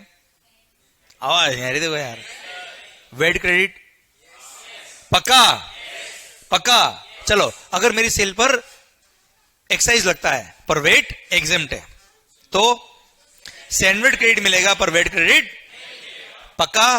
ओके, मतलब ये जरूरी तो नहीं है ना कि परचेज पे टैक्स पे किया तो क्रेडिट मिलता ही मिलता है, पक्का, वेरी गुड। ओके चलिए सर, अब अगली बात करता हूं मैं। मान लो सर्विस टैक्स की बात करता मैं आपसे sir. Service tax was the revenue of central government, excise was also the revenue of, okay, VAT is the revenue of state government. Okay, अब सुनना मेरी बात को ध्यान से, देखना ध्यान से मंगेश भैया, कि सर अगर मान लो I am a service supplier, मैं क्या प्रोवाइड करता हूं सर? सर्विसेज। सोचना ध्यान से, उस पे क्या लगेगा? Service tax. सर्विस टैक्स में किसको पे करने वाला हूं? ओके, सर्विसेज प्रोवाइड करने के लिए मैंने मान लो ये लैपटॉप परचेज किया, या आईपैड परचेज किया, कैमरा परचेज किया, प्रोजेक्टर परचेज किया, बहुत सारे सिस्टम परचेज किए, एसी परचेज किया, इस पे मैंने क्या पे किया? एक्साइज पे किया। कोचिंग पढ़ाने के लिए मैंने ये मार्कर परचेज किया, इस पे मैंने क्या पे किया भाई? एक्साइज। एक्साइज किसको पे किया? मैंने परचेज पे एक्साइज पे किया, सेल पे क्या पे करने वाला हूं? Service tax. सर्विस टैक्स किसको पे करूंगा मैं? एक्साइज किसको पे किया? बताओ दिल क्या कहता है, क्रेडिट मिलना चाहिए कि नहीं मिलना चाहिए? मिलेगा। चलिए, परचेज पे क्या क्या? वेट। सेल पे क्या लग रहा है? Service tax. क्या वेट का क्रेडिट सर्विस टैक्स के लिए मिलना चाहिए? क्या मिलना चाहिए? दिल क्या कहता है? नहीं मिलता था, दैट्स इट। क्लियर? समझा मेरी बात? चलिए सर, परचेज पे आपने सर्विस टैक्स पे किया हो या एक्साइज पे किया हो, दोनों किसका रेवेन्यू है? इसलिए दोनों का क्रेडिट दोनों के लिए मिलता था सर। इसलिए आपने परचेज पे एक्साइज पे किया हो या सर्विस टैक्स पे किया हो, दोनों को एक ही अकाउंट में, उस अकाउंट का नाम है क्या? सैंडविच क्रेडिट, एक ही अकाउंट में क्रेडिट कर देते थे सर। अब लायबिलिटी भले ही एक्साइज की हो या सर्विस टैक्स की हो, दोनों का क्रेडिट दोनों के लिए काम आता था सर। मतलब आपने परचेज पे एक्साइज पे किया या सर्विस टैक्स पे किया, भूल जाओ, डायरेक्ट एक ही अकाउंट में डालेंगे, उसको नाम क्या है? Sandwich credit account. और सेल पे क्या लगने वाला है? एक्साइज लगे या सर्विस टैक्स लगे, कोई दिक्कत नहीं है, आपको वो सैंडविच क्रेडिट यूज हो जाएगा। क्लियर? पक्का? डन। चलिए सरकार, तो अगला पॉइंट, अगली बात मेरे लिए जो आ रही है वो आ रही है कि सर अब एक इंडस्ट्री का हम ओवरव्यू कर लेते हैं। 3 इंडस्ट्री होती है sir, service industry, manufacturing industry और एक ट्रेडिंग इंडस्ट्री। क्लियर? 3 सेक्टर है sir. I am a manufacturer, चलो sir, I am a manufacturer sector की अगर हम बात करें तो मैन्युफैक्चर क्या करेगा? मैन्युफैक्चर करेगा। परचेज पे उसने एक्साइज भी पे किया होगा, परचेज पे उसने वेट भी पे किया होगा। सेल पे क्या लगने वाला है? एक्साइज भी लगेगा और वेट भी लगेगा sir. Now you tell me, अगर परचेज पे एक्साइज पे किया, परचेज पे वेट पे किया और सेल पर एक्साइज भी है और वेट भी है, यू टेल मी मेरे को क्रेडिट मिलेगा कि नहीं मिलेगा? और मिलेगा तो किसका मिलेगा सर? आवाज नहीं आ रही ओए? दोनों का मिलेगा सर? पक्का? तो सर मैन्युफैक्चरर अगर मैं हूं, मैंने परचेज पे अगर एक्साइज पे किया तो मुझे एक्साइज पे किया या सर्विस टैक्स पे किया, होता ना आई एम अ मैन्युफैक्चरर, पर मैंने कंसल्टेंसी लिया आपसे सर, एडवर्टीजमेंट करवाया आपसे सर, मार्केटिंग करवाया मैंने आपसे, अरे ऐसे नो, तो सर मैंने परचेज पे एक्साइज पे किया हो या सर्विस टैक्स पे किया हो, मेरे को उसको क्या मिल जाएगा? सैंडविच क्रेडिट मिल जाएगा। परचेज पे अगर मैंने वेट पे किया तो मेरे को वेट का क्या मिल जाएगा सर? वेट का क्रेडिट मिल जाएगा सर। अब सेल पे भले ही एक्साइज लगे या वेट लगे, मेरे को कोई टेंशन नहीं है, दोनों का मेरे को क्या मिलने वाला है? क्रेडिट। कोई डाउट? चलो सेकंड केस, मान लो आई एम अ ट्रेडर, दिल थाम के, आई एम अ, क्या करता हूं साहब? ट्रेडिंग करता हूं, परचेज करके बेचता हूं। परचेज पे क्या पे किया? परचेज, चलो आई एम ट्रेडर और मैंने डायरेक्ट मैन्युफैक्चरर से परचेज किया सर। परचेज पे क्या पे किया होगा? Excise as well as VAT. अच्छा, मैंने आई एम अ ट्रेडर, मेरी दुकान है सर, मेरा शोरूम है, मैंने आपसे मार्केटिंग सर्विसेज ली, आपसे ऑडिटिंग सर्विसेज ली, आपसे अकाउंटिंग सर्विसेज ली, उस पर क्या पे किया होगा? कई सारी सर्विसेज मैंने ली यार अपने बिजनेस के लिए। मेरी सेल पे क्या लगने वाला है? I am a trader, VAT. अब जब मैं सेल पे वेट पे करूंगा, परचेज पे मैंने एक्साइज भी पे किया है, सर्विस टैक्स भी पे किया है, वेट भी पे किया है, यू टेल मी किसका क्रेडिट मिलेगा, किसका नहीं मिलेगा? सिर्फ वेट का मिलेगा। सर्विस टैक्स का, एक्साइज का पक्का 100%। तो सोचो आप, आई am a trader, before GST आप सोचिए, आप आई एम अ ट्रेडर, मेरा शोरूम है सर, मैंने आपसे कंसल्टेंसी ली, मार्केटिंग करवाया, बिल पे सर्विस टैक्स लग के आया 15%। 10 लाख की सर्विसेज भी मैंने अगर ली है साल में फॉर द एंटायर ईयर, अगर 10 लाख की सर्विसेज भी ली है, एक नॉर्मल बिजनेसमैन की बात कर रहा हूं मैं आपसे, उसने 1.5 लाख क्या पे क्या होगा? Service tax. क्या एक भी रुपए का क्रेडिट मिल रहा है उसको? एक भी रुपए का? पूरी कॉस्ट है सर उसकी, कॉस्ट में हो जाएगा सर उसके। आप मुझे बताओ, दिल दुखेगा कि नहीं दुखेगा? आवाज नहीं आ रही हो? चलो, आई एम अ मैन्युफैक्चरर, मेरा एसी का शोरूम है sir, I am a distributor, India level पे डिस्ट्रीब्यूट करता हूं सर। मैं डायरेक्टली कहां से परचेज करता हूं? मैन्युफैक्चरर से। उसने बिल पे क्या लगाया होगा? एक्साइज प्लस वेट, वेट का क्रेडिट मिल जाएगा, कोई दिक्कत नहीं है। पर sir since I am a trader, बेचने पे केवल क्या लगने वाला है? वेट। यू टेल मी, मैंने एक्साइज पे किया, 1 रुपए का भी क्रेडिट मिलेगा क्या सर? आवाज नहीं आ रही हो? दिल दुखेगा कि नहीं दुखेगा सर? पक्का 100%? ओके सर, ये हो गया ट्रेडिंग इंडस्ट्री का दुख before GST. Okay, service industry में आए थे हम सर। ये आप तो एग्जांपल लो मेरा ही, कोचिंग इंडस्ट्री का। दुनिया भर को मैंने 10 का क्रेडिट क्यों मिला, 10 का क्रेडिट क्यों मिला पढ़ाता रहा मैं। अब खुद की बात करता हूं, बिफोर जीएसटी कितना क्रेडिट मेरे को मिलता था सर? आप मुझे बताओ, मैंने अपने इस क्लासरूम के लिए ये आईपैड परचेज किया, स्टूडियो लाइट परचेज करी, कैमरा परचेज किया, सर सेटअप परचेज किया। You tell me, I am a service provider, services provide करने पे क्या लगेगा सर? Service tax. क्या वेट लगता है सर? आवाज नहीं आ रही हो? चलिए, परचेज पे अगर मैंने एक्साइज पे किया होगा या सर्विस टैक्स पे किया होगा, मेरे को क्या मिल जाएगा? Sandwich credit. पर मैंने परचेज पे अगर वेट पे किया होगा तो कोई क्रेडिट? ओके सर, अगर मैंने ये लैपटॉप परचेज किया, मान लो इसके परचेज पे अगर मैंने क्या पे किया है? एक्साइज, क्रेडिट मिल जाएगा? वेट का पक्का 100%? चलिए, मेरा क्वेश्चन आपसे ये है कि मैं ये लैपटॉप अगर परचेज करूंगा, ये प्रोजेक्टर अगर परचेज करूंगा, एसी परचेज करूंगा, तो कहां से करूंगा सर मैं? डायरेक्ट फैक्ट्री तो जाऊंगा नहीं सर। आप समझना मेरी बात को। मेरे को एक कैमरा परचेज करना है, कहां फैक्ट्री पहुंचूंगा इसकी मैं? ये सोनी, इसका फैक्ट्री का है गुड़गांव, पता है आपको? गुरुग्राम पता है आपको? तो सर, वैसे मुझे भी नहीं पता, पर सर मेरा पॉइंट आपसे ये है, क्या मैं एक कैमरा लेने के लिए मुंबई से गुरुग्राम जाऊंगा सर? वहां चला भी गया तो क्या एक कैमरा बेचेगा मेरे को क्या? बोलेगा बाहर निकल भैया फटाफट। यस या नो? यू टेल मी, ये एसी परचेज करना है, प्रोजेक्टर परचेज करना है, एक लैपटॉप परचेज करना है, कैमरा परचेज करना है, कहां जाऊंगा मैं? कोई पास में एक शोरूम होगा, दुकान होगी, वहां जाऊंगा सर मैं। वो बिल पे क्या लगाएगा सर? आवाज नहीं आ रही हो? VAT. He can't charge excise. पक्का? परचेज पे उसने वेट पे किया, क्लियर? सर मेरी सेल पे क्या लगेगा? क्या कोई क्रेडिट मिलेगा? आवाज नहीं आ रही हुई? क्या लिखा होता तो क्रेडिट मिलता? एक्साइज होता तो क्रेडिट मिलता, पर जो चाहिए वो है नहीं, जो है वो don't link it with the life. Sir मेरा जिंदगी ऐसी चल रही थी सर बिफोर जीएसटी। अब थोड़ा इमोशन से बाहर आ जाओ सर वापस। मेरा पॉइंट आपसे ये है कि सर प्रैक्टिकली होके सोचिए आप तो छोटा सा एग्जांपल लो इस क्लासरूम का यार। सर जो इक्विपमेंट आपको दिख रहा है, हर एक चीज कहीं ना कहीं मैन्युफैक्चर हुई है सर। मैन्युफैक्चर करने में क्या लगा है? एक्साइज। 1 रुपए का भी क्रेडिट प्रैक्टिकली सर्विस प्रोवाइडर को नहीं मिल पा रहा। अच्छा, मैं मैन्युफैक्चरर की अगर बात करूं तो ये मत समझना कि मैन्युफैक्चरर को एक्साइज का क्रेडिट मिलता तो हर चीज का उसको क्रेडिट मिलता होगा। अब मैन्युफैक्चरर ने भी अपनी फैक्ट्री के लिए, अपने ऑफिस के लिए एसी परचेज किया होगा, लैपटॉप परचेज किया होगा, तो क्या उसने भी मैन्युफैक्चरर से परचेज किया होगा? क्या उसने भी मैन्युफैक्चरर से परचेज किया है? नहीं ना। तो कई सारी गुड्स का उसको भी क्रेडिट सोचिए आप, कितना कैस्केड इफेक्ट हो रहा था, कितना मल्टीपल टैक्स हो रहा था बिफोर. तो there was a requirement of a system, there was a requirement of a system. अच्छा देखो, गवर्नमेंट ने मना नहीं किया क्रेडिट लेने के लिए. गवर्नमेंट ने बोला था सर्विस प्रोवाइडर, आपने परचेज पर अगर एक्साइज पे किया है आप क्रेडिट लो. पर सर बिल पे लिख के ही नहीं यार, तो क्रेडिट कैसे लूंगा मैं यार. सो गवर्नमेंट ने मना नहीं किया, पर there was a lack of system.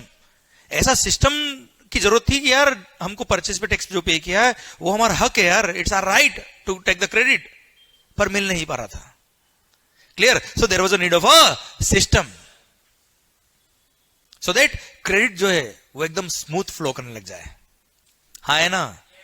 Clear. इसलिए there was a need of a system जिसका नाम था क्या, goods and services tax. Government के दिमाग में आइडिया आया कि क्यों ना हमें सारे टैक्सेस को मर्ज करके एक ही टैक्स कर दे. नाम क्या होगा, जीएसटी.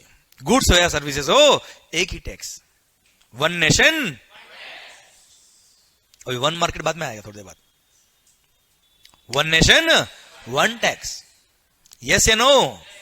क्यों ना हम एक देश के अंदर एक ही टैक्स लगा दे. सर परचेज पे, सर सर्विस सप्लायर हो, मैन्युफैक्चरर हो या ट्रेडर हो, सेल पे क्या लगाएगा. आवाज नहीं आ रही, देखो. सेल पे क्या लगाएगा, परचेज पे क्या पे करेगा. परचेज पे जीएसटी, सेल पे जीएसटी, परचेज और क्रेडिट. भले ही आप किसी भी परचेज करो, भले वो डीलर हो, भले वो मैन्युफैक्चरर हो, या भले वो. This was the dream of the government behind the GST. पर सर जीएसटी की राह इतनी आसान. अच्छा गवर्नमेंट ने बात उठाई कि जीएसटी लाना है. ऐसा नहीं है 2014 में ही जीएसटी आया. अरे जीएसटी का सपना बहुत पुराना था गवर्नमेंट का, बहुत पुराना, बहुत पुराना सर. 1994, जब आप बहुत छोटे थे, मैं भी छोटा था सर उस टाइम. सर बहुत सारे लोग तो सर 1994 पहली बार आया सर्विस टैक्स. 1994 में ही सर्विस टैक्स इंट्रोड्यूस हुआ था. ओनली 2 सर्विसेज वर देयर जिस पे लगा था क्या, service tax. That was on experiment basis. और सर्विस टैक्स का एक्सपेरिमेंट इतना सक्सेसफुल रहा गवर्नमेंट का, क्योंकि गुड्स पे टैक्सेस तो पहले भी थे सर, सर्विसेज पे कोई टैक्स नहीं थे. क्योंकि सर गवर्नमेंट ने देखा कि सर्विसेज भी तो अब सेल हो रही है, उस पर भी लगना चाहिए सर्विस टैक्स. तो गवर्नमेंट ने इंट्रोड्यूस कर दिया सर्विस टैक्स. धीरे धीरे धीरे धीरे बढ़ाते गए, बढ़ाते गए, बढ़ाते गए. और यू वोंट बिलीव 17 ईयर्स में, मतलब 2011 तक 119 सर्विसेज ऐसी थी जिन पे टैक्स था. और 2012 में तो कमाल कर दिया पांडे जी. और सर 2012 में बोल दिया सारी सर्विस पे लगेगा टैक्स. 2011 तक हर बजट के अंदर, हर फाइनेंस बिल में गवर्नमेंट कुछ कुछ नई नई सर्विसेज लेके आ गई कि इस पे भी लगाओ टैक्स, फिर इस पे भी लगाओ. धीरे धीरे धीरे ना थप्पड़ मारते, धीरे धीरे मारना चाहिए हमेशा, एक बार मारना नहीं चाहिए पूरा. तो सर 2012 में तो सारी सर्विसेज पे लगा दिया टैक्स, एक्सेप्ट कुछ सर्विसेज जिन पे टैक्स नहीं लगाना था, उसको नेगेटिव लिस्ट बोलते थे सर पहले. अब सर सर्विस टैक्स का एक्सपेरिमेंट जैसे ही सक्सेसफुल हुआ गवर्नमेंट का, 2007-8 की बात कर रहा हूं मैं आपसे, क्योंकि उस टाइम सेटल हो गया था सर्विस टैक्स. अब गवर्नमेंट ने देखा कि अब now on global practices we can bring GST. तो ऐसा नहीं नया है कॉन्सेप्ट, कोई बहुत पुराने टाइम से बात चल रही पार्लियामेंट के अंदर. गुड्स एंड सर्विस टैक्स हम लाएंगे साहब. और sir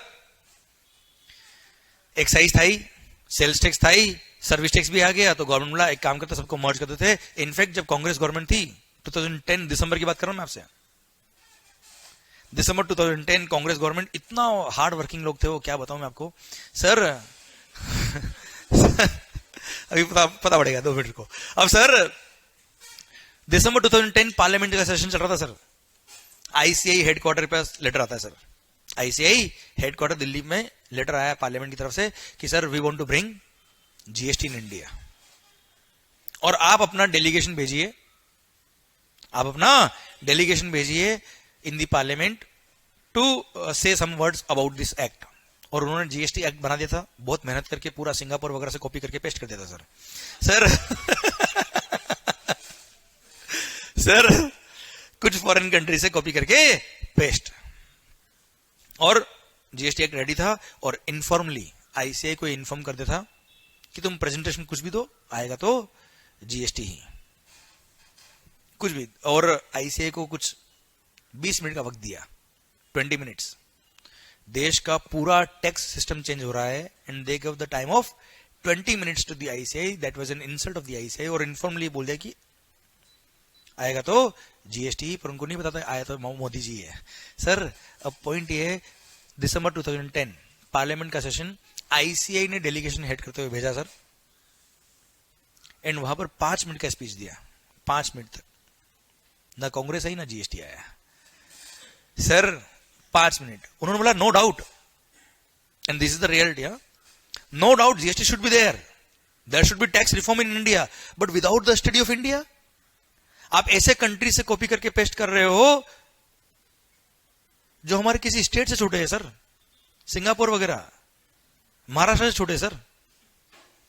and you want to bring the entire India at a single platform without the study of India. Sir हमारे स्टेट चेंज करो, लैंग्वेज चेंज हो जाएगी सर, भगवान चेंज हो जाएंगे, हमारे खाना चेंज हो जाएगा सर, पूजा का सामान चेंज हो जाएगा सर. अरे हाँ है ना भाई, क्लियर. अच्छा सर्विस टैक्स एक्साइज में कोई दिक्कत नहीं था, ये तो पहले भी एक ही थे, अभी भी एक ही है, दोनों का क्रेडिट दोनों के लिए मिलता था, कोई टेंशन नहीं. टेंशन किसी थी सर? वेट लॉ की, क्योंकि wait was the law of each state government. Her state government ने अपने अपने हिसाब से वेट लॉ बनाया था. हर स्टेट गवर्नमेंट ने अपने अपने सर ज्योग्राफिकल एरिया के हिसाब से, रिलीजनल चीजों को ध्यान में रखते हुए, and sir you know all the spiritual और सारी चीजों को ध्यान में रखते हुए वेट लॉ बनाए हुए sir. And you want to bring the entire India at a single platform without the study of India.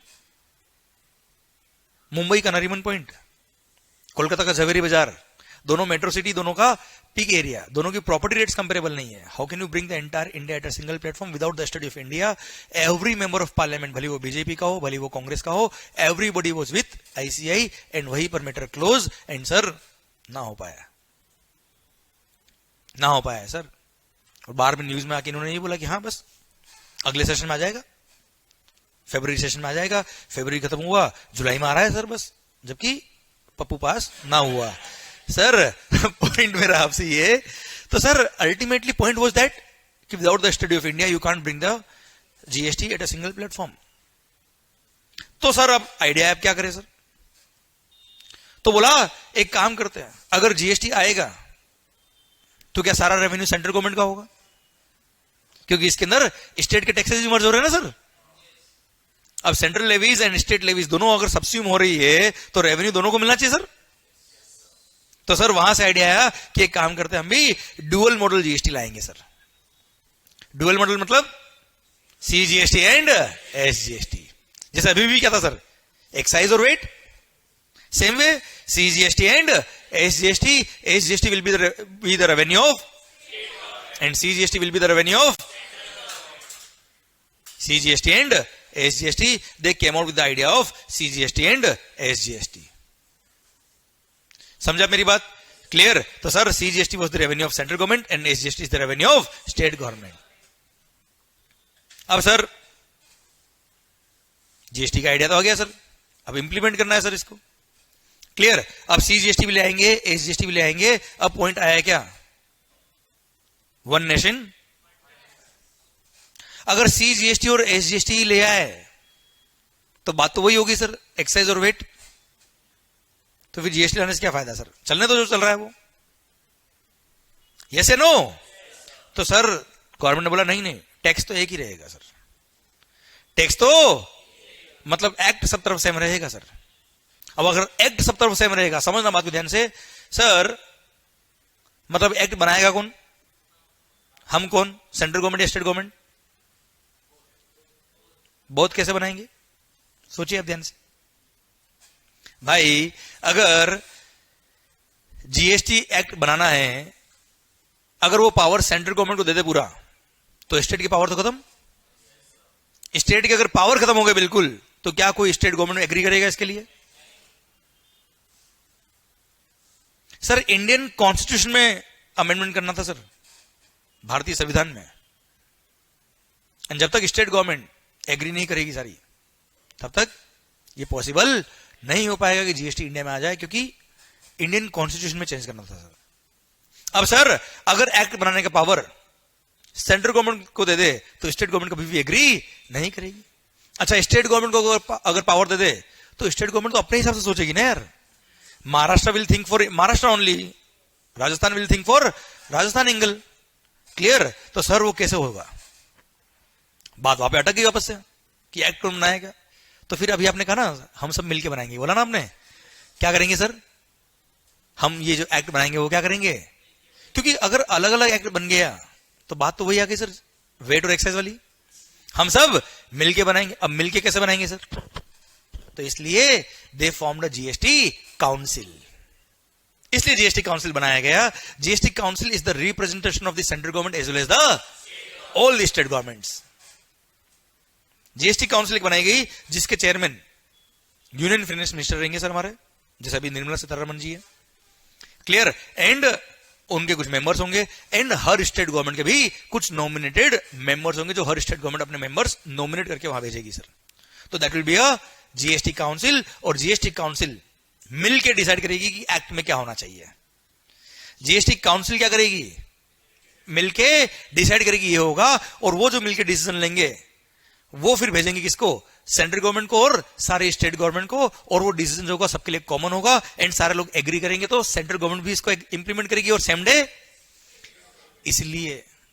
इसलिए जीएसटी काउंसिल ने इतना बड़ा रोल प्ले किया कि पूरे देश के अंदर एक ही एक्ट है। अगर आपने सीजीएसटी एक्ट पढ़ लिया मतलब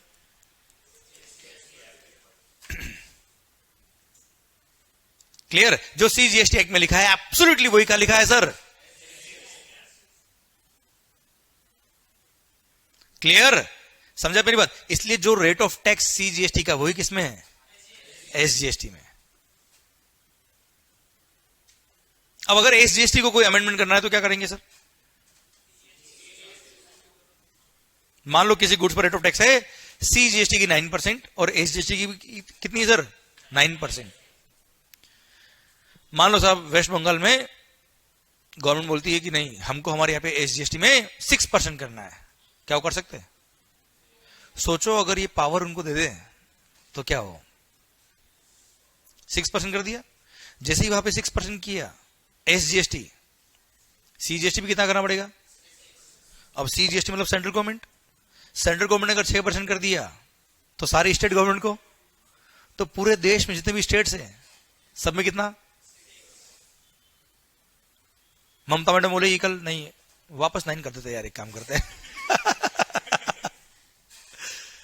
सर कैसे रूल हो पाएगा? आप समझे? दैट्स वाई जीएसटी काउंसिल बनाई गई। जीएसटी काउंसिल रिकमेंड करेगी तो ये अमेंडमेंट हो पाएगा, और जो उन्होंने रिकमेंड किया है वो सेंट्रल गवर्नमेंट में भी होगा। और समझे आप मेरी बात? इसलिए आपने सुना होगा कि इस बार जीएसटी काउंसिल की मीटिंग में ये डिसीजन लिए गए। हाँ है ना? क्लियर? वो जीएसटी को इंप्लीमेंट करने के लिए बहुत इंपॉर्टेंट है सर। Okay clear? चलिए सर, यहां तक बात समझ में आ गई आपको? मेरी आवाज नहीं आ रहा भाई? चलिए सर ओके, अगला एग्जांपल, अगले पॉइंट की तरफ बढ़ता हूं मैं। पॉइंट मेरा आपसे ये है कि सर अब आपने बात कर ली कि सर जो सीजीएसटी, जो सेंट्रल गवर्नमेंट के टैक्स थे वो था सीजीएसटी, जो स्टेट गवर्नमेंट के टैक्सेस थे वो क्या था? ओके, मान लो मैं कहूं सर, मैं कहां बैठा हूं अभी? कुछ मुंबई महाराष्ट्र ना, अंधेरी। मैंने कोई गुड्स मैन्युफैक्चर किया, अभी जीएसटी आ गया है सर हिंदुस्तान में। मैंने गुड्स मैन्युफैक्चर किया और आपको बेच दिया। अरे क्लियर सर? आप भी कहो महाराष्ट्र में, मैं भी कहूं। मैंने कोई गुड्स महाराष्ट्र से महाराष्ट्र में बेची, within the state sale किया है। This is called intra state supply. क्या होता है सर ये? क्या लगेगा सर? CGST and okay. चलो फिगर्स में कन्वर्ट कर लेते सर इसको। 1 लाख की गुड्स मैंने आपको सेल करी सर। मैंने क्या कहा? हाँ नहीं बोल पाता, हूं कर लिया कम से कम sir.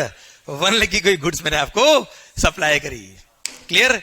9% CGST, 9% SGST, within the state है हम 18% tax. Sir you tell me sir, मैं आपको इनवॉइस कितने का बनाऊंगा सर?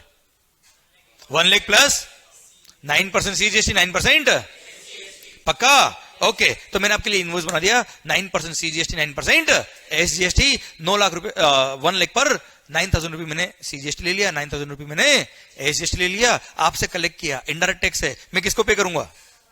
कौन सी गवर्नमेंट को? जल्दी बताओ। 9,000 किसको पे करूंगा? सेंट्रल गवर्नमेंट को। 9,000 कौन सी state government? Maharashtra state government को। क्लियर? पक्का? ओके, क्या नाम सर आपका? बिलाल भाई। तो सर आपने मेरे से गुड्स परचेज किया, आपने आगे सेल किया उनको, क्या नाम सर आपका? राज को। क्लियर, राज भी महाराष्ट्र में, आप भी महाराष्ट्र में। आपने गुड सेल किया किनको, कितने में? 2 लाख रुपए में। कितने में गया sir? Okay, again interested supply sir, 18% tax है, 9% सीजीएसटी, 9% एसजीएसटी। तो सर 18,000 क्या हो गया सर? सीजीएसटी। 18,000 क्या हो गया सर? एसजीएसटी। क्लियर? ओके, जब आप इनसे कलेक्ट करेंगे 18,000 सीजीएसटी, 18,000 एसजीएसटी, गवर्नमेंट को पे करेंगे। कौन सी गवर्नमेंट को पे करेंगे? कितना पे करेंगे सर? सेंट्रल गवर्नमेंट को पे करेंगे 18,000, उसमें 9,000 का क्या आपके पास क्रेडिट पड़ा है सर? अरे क्लियर, तो रिमेनिंग 9,000 आप क्या कर देंगे? सेंट्रल गवर्नमेंट को पे कर देंगे। महाराष्ट्र स्टेट गवर्नमेंट को कितना पे किया आपने? 9,000, उसका आपके पास क्रेडिट है, 18,000 पे करना है, 9,000 का क्रेडिट लेंगे और 9,000 आप क्या कर देंगे? गवर्नमेंट को पे कर देंगे। यस या नो? पक्का? क्लियर? ओके, तो अल्टीमेटली कस्टमर से कितना लिया आपने? राज से कितना लिया? 18,000। 18,000 क्या किसके पास? सेंट्रल गवर्नमेंट के पास। 18,000 क्या क्या? स्टेट गवर्नमेंट के पास। अल्टीमेटली 36,000 आपने इनसे टैक्स ले लिया और गवर्नमेंट को पे कर दिया। पक्का? ओके मिस्टर राज, आपने गुड्स वहां से कहां बेचा? गुजरात में। गुड्स अभी महाराष्ट्र से कहां जा रहा है सर? क्या नाम सर आपका? चिराग। राज भाई ने गुड्स बेचा किसको? चिराग भाई को। एंड सर अब आप मुझे बताओ, गुड्स अभी गया है महाराष्ट्र से कहां?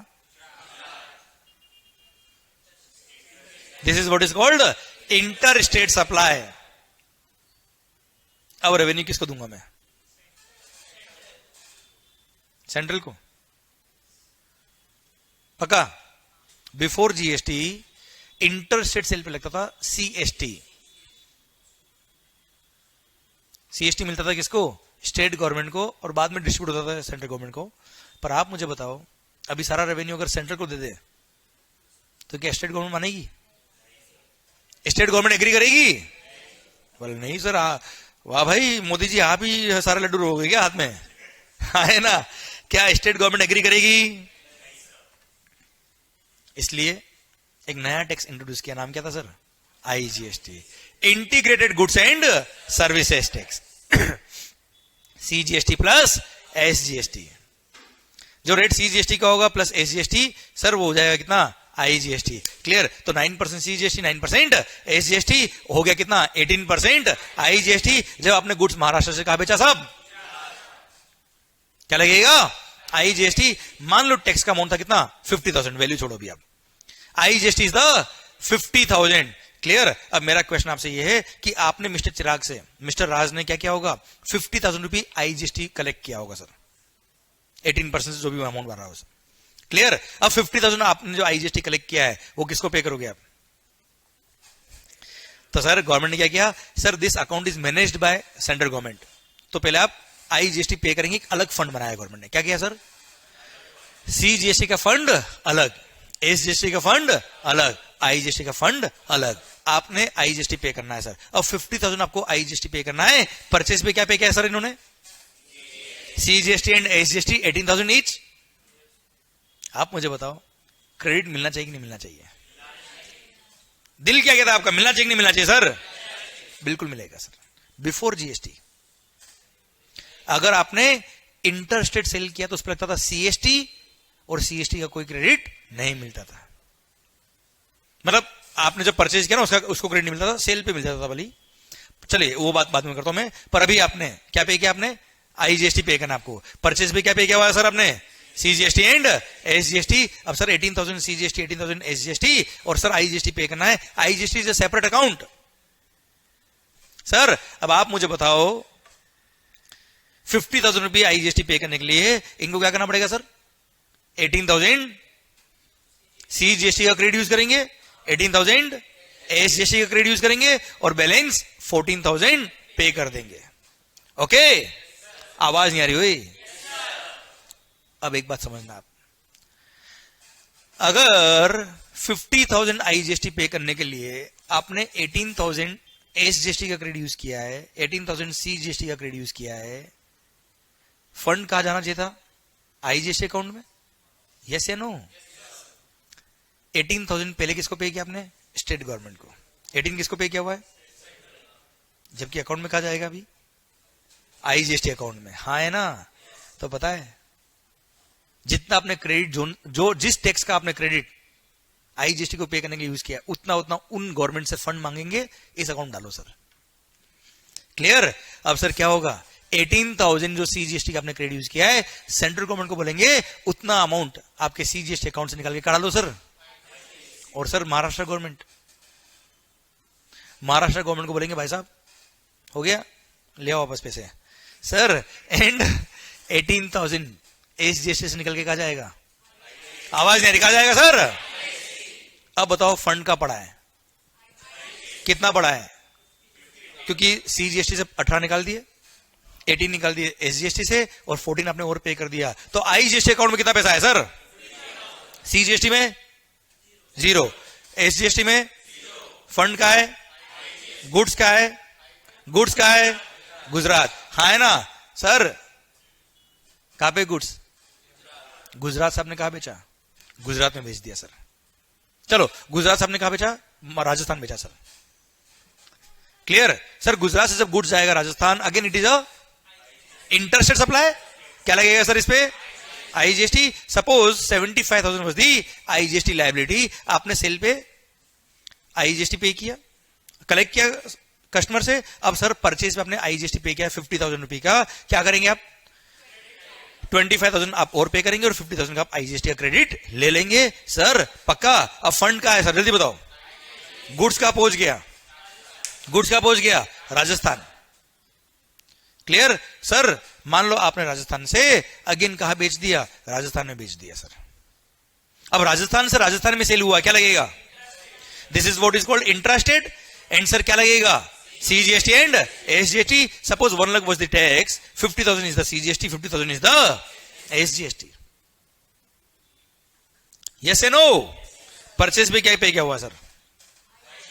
परचेज पे 75,000 का आईजीएसटी का आईटीसी पड़ा है राजस्थान के मिस्टर आर को, मान लो सर। अब राजस्थान के मिस्टर आर ने राजस्थान के मिस्टर जे को जो गुड सेल किया है intra state with in the state, 1 lakh was the tax, 50,000 CGST, 50,000 SGST. Purchase पे पे किया उसने क्या? 75,000 आईजीएसटी, जिसका उसका आईटीसी पड़ा है उसके पास। नाउ यू टेल मी वो कैसे पे करेंगे सर? आईजीएसटी का आईटीसी सर? अरे यस या नो? क्लियर? आईजीएसटी का आईटीसी मान लो 50,000 उसने यूज कर लिया, किसके लिए? सीजीएसटी के लिए। रिमेनिंग 20,000 यूज कर लिया किसके लिए? SGST, Rajasthan SGST sir. Clear? अब रिमेनिंग 25,000 का लायबिलिटी बच गया किसका? राजस्थान एसजीएसटी का, वो उसने कैश में पे कर दिया सर। और अरे यस या नो? आप मुझे बताओ आईजीएसटी का आईटीसी, आईजीएसटी का आईटीसी सीजीएसटी और एसजीएसटी के लिए मिलना चाहिए नहीं मिलना चाहिए सर? आवाज नहीं आ रही सर? अरे पक्का? क्लियर? पहले जब सीएसटी हुआ करता था बिफोर जीएसटी, तो ये परचेज में जो आपने सीएसटी पे किया इसका कोई क्रेडिट नहीं मिलता था। Again that was a cascading effect, that was a loss of revenue to the SSC. Clear? तो सर अभी आईजीएसटी का क्रेडिट अगर अलाउ नहीं करते तो वन नेशन वन टैक्स ना हो पाता, हाँ है ना? One nation one tax. Clear? One market, one nation one market. क्यों बोला मैंने अभी, क्यों बोला? क्योंकि पहले बिफोर जीएसटी अगर आपने दूसरे स्टेट से कोई गुड्स परचेज करके अपने स्टेट में लाए हो आप, तो उस पर क्या लगा होगा? सीएसटी, और सीएसटी के कोई क्रेडिट, मतलब दूसरे स्टेट से परचेज किया तो महंगा होगा अपने लिए। अपने ही स्टेट से परचेज करते तो वेट पे करते, वेट पे करते तो उसका पूरा क्रेडिट मिलता। तो सर इस टैक्स की वजह से अदर स्टेट से अगर आप परचेज करते तो महंगा आ रहा था आपको। क्लियर? अभी क्या होगा? अपने स्टेट से परचेज करो या इंटर स्टेट परचेज करो, परचेज पे या तो आईजीएसटी पे करोगे या सीजीएसटी या एसजीएसटी पे करोगे, सबका ही आपको क्या मिलने वाला है? क्रेडिट मिलने वाला है। तो सर यहां पे आपको मार्केट प्राइस को केवल देखना है, टैक्सेशन की वजह से आपको प्राइस में इफेक्ट नहीं आएगा। इसलिए one market one tax, sorry one nation one tax one market. समझे? अच्छा वन टैक्स क्यों? क्योंकि जो सीजीएसटी में लिखा है वही का लिखा है, और जो एसजीएसटी में लिखा है वही सीजीएसटी में लिखा है, पूरे हिंदुस्तान में सेम है सर। इसलिए one nation one tax and one market. Clear? समझे मेरी बात? तो आपने परचेज पे किया क्या? 75,000 आईजीएसटी। अब 1 लाख का आपका लायबिलिटी जो है CGST 50,000, CGST SGST 50,000, you will use 50,000 for CGST, 25,000 for SGST and remaining 25,000 आप और पे कर देंगे। अब मुझे बताओ फंड का रोटेशन कैसे होगा, जल्दी बताओ। आईजीएसटी अकाउंट में कितना पैसा था sir? 75,000, out of which you have used 50,000 for, तो वहां से अमाउंट निकालेंगे और क्या डाल देंगे? सीजीएसटी अकाउंट में कितना? 50,000। सेंट्रल गवर्नमेंट के पास पहुंच गया सर। 25,000 निकालेंगे, कहा डालेंगे सर? कौन सा एसजीएसटी? Yes, Rajasthan SGST. और रिमेनिंग 25,000 आपने राजस्थान एसजीएसटी पे कर दिया sir. Clear? Rajasthan SGST account में कितना पैसा है? 50,000 सर। राजस्थान एसजीएसटी में, सीजीएसटी में, आईजीएसटी में? आवाज नहीं आ रही ओए। पक्का? पक्का। और जिसने वो गुड्स परचेज करी थी वो मान लो था एंड कंज्यूमर। कौन था सर? अब वो आगे नहीं बेच रहा। खत्म, स्टोरी ओवर। आप मुझे बताओ, देखो यार, 1 lakh was the ultimately tax. Sir 1 lakh was the ultimately tax. उसमें से 50% मिलना था किसको? सेंट्रल गवर्नमेंट को। मिल गया क्या? मिल गया क्या? मिल गया सर। रिमेनिंग 50 किसको मिलना था सर? कौन सी स्टेट गवर्नमेंट को मिला सर? अल्टीमेटली किसके पास रह गया सर टैक्स? अल्टीमेटली मैं बात कर रहा हूं स्टेट गवर्नमेंट के टैक्स की। सर 50% तो मिलना था किसको? सेंट्रल गवर्नमेंट को। मिल गया, बात खत्म। मेरा पॉइंट आपसे ये कि रिमेनिंग 50,000 किसको मिला था? किसको, कौन सी स्टेट गवर्नमेंट को मिला है सर? गुड्स बना कहां पे? आवाज नहीं आ रही है। महाराष्ट्र। बन के कहा गया? गुजरात। गुजरात से कहा गया? अल्टीमेटली कंज्यूम का हुआ। तो रेवेन्यू किसको मिल गया? मतलब न महाराष्ट्र को न गुजरात को रेवेन्यू मिल गया। किसको? राजस्थान को। सर अल्टीमेटली गुड्स कंज्यूम का हुआ है, इसलिए जीएसटी को बोलते हैं डेस्टिनेशन बेस्ड कंजम्पशन टैक्स। क्या बोलते मालिक? क्योंकि अल्टीमेटली गुड्स की डेस्टिनी क्या थी सर? अल्टीमेटली गुड्स कंज्यूम का हुआ है सर। तो वहीं पे रेवेन्यू मिल गया और उस स्टेट गवर्नमेंट को क्रेडिट मिला है, उस स्टेट गवर्नमेंट को रेवेन्यू मिला है जहां पे गुड्स क्या हुई है। But sir before GST, before GST ऐसा नहीं था। पहले वेट लो में क्या होता था सर? आपने within the state sale किया, परचेज किया, वेट लगा। इंटर स्टेट जैसे सेल किया, क्या लगा? सीएसटी। और सीएसटी के क्रेडिट बायर को। तो मतलब वो रेवेन्यू कहां रखी थी सर? उसी स्टेट में रखी थी जहां पे गुड्स मैन्युफैक्चर हुआ है सर। हाँ है ना? तो sir before GST manufacturer based states जो थे उनको रेवेन्यू ज्यादा मिलता था। पर सर किस्मत बदलते वक्त नहीं लगता। एंड सर जैसे जीएसटी आया, कंज्यूमर बेस्ड स्टेट जो थे उनको रेवेन्यू अब ज्यादा मिलने लग जाएगा। हाँ है ना? कंज्यूमर बेस्ड स्टेट जो होंगे अब उनको रेवेन्यू ज्यादा मिलेगा। हाँ है ना? क्लियर? समझे मेरी बात आप? तो सर आप कहेंगे कि सर फिर तो जो मैन्युफैक्चरिंग बेस्ड स्टेट्स होंगे जहां पे मैन्युफैक्चरिंग ज्यादा होती है और कंज्यूमर कम होते हैं, वो तो फिर जीएसटी के लिए एग्री नहीं होंगे सर। वो तो बोलेंगे ना सर हम नहीं, हम क्यों लॉस करें अपना। अरे है ना यार, जब जीएसटी की बातें चल रही थी सारे स्टेट गवर्नमेंट को मानना था ना इसको यार। वो बोलते नहीं हम तो नहीं मानते फिर। क्लियर? तो मैन्युफैक्चरिंग बेस्ड स्टेट क्या कहेंगे? नहीं नहीं सर हमको तो लॉस हो रहा है, we won't agree for GST. हमारा तो एक्साइज वेट चल रहा है, वो बहुत है हमारे लिए। तो यस या नो? इसलिए उनको बोला दुखी मत हो, तुम्हारे लिए एक और स्कीम है सर। मोदी जी कम तो है नहीं सर, कोई बात नहीं, तुम चिंता ना करें।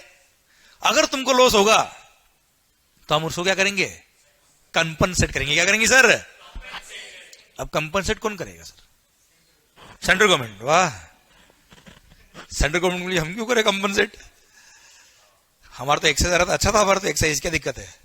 वो क्यों कंपनसेट करे? तो कौन करेगा? दोनों मिलके। दोनों में कौन? कौन सा स्टेट? राजस्थान गवर्नमेंट बोले मध्य प्रदेश को, महाराष्ट्र को तुम हमारा रेवेन्यू ले लो, ऐसा कोई देगा सर? तो जो बेवड़े ना, बेवड़े दारू पीने वाले, ये देखो सर सर टोबैको जो खाते हैं है ना, टोबैको जो मोटर व्हीकल्स परचेज करते हैं आप, हाँ है ना, इन कुछ गुड्स पर एल्कोहल नहीं, एल्कोहल को हटा दो, एल्कोहल तो मैंने ऐसे बोल दिया था। तो sir tobacco, pan masala, gutkha, clear, motor vehicles, इन पे कुछ एक्स्ट्रा टैक्स लगाया। एक्स्ट्रा टैक्स लगाया, उसका नाम क्या दिया सर? GST compensation to states cess, जिसको बोलते हैं कंपनसेशन सेस। आपने नाम सुना होगा अगर। कंपनसेशन सेस, ये कुछ गुड्स पे लगाया extra tax over and above the normal GST. Clear? तो सर जो भी तंबाकू वगैरह खा रहा है ना बेटा देश में, ये मतलब देश का बहुत बड़ा झगड़ा इन्होंने सोल्व किया है बेटा। तो सर तो ऐसे केस में इनसे जो जीएसटी कलेक्ट होगा जो ओवर एंड अबव, जिसको बोलते हैं जीएसटी कंपनसेशन सेस, ये एक वो अलग फंड बनाया है गवर्नमेंट ने, और वो फंड उस एक्ट के थ्रू जितना भी फंड कलेक्ट होगा that will be distributed to those states जिनको लॉस हुआ after the introduction of GST. और उसके लिए एक अलग एक्ट बना दिया जिसका नाम रखा क्या, GST compensation to states act 2017। समझा मेरी बात?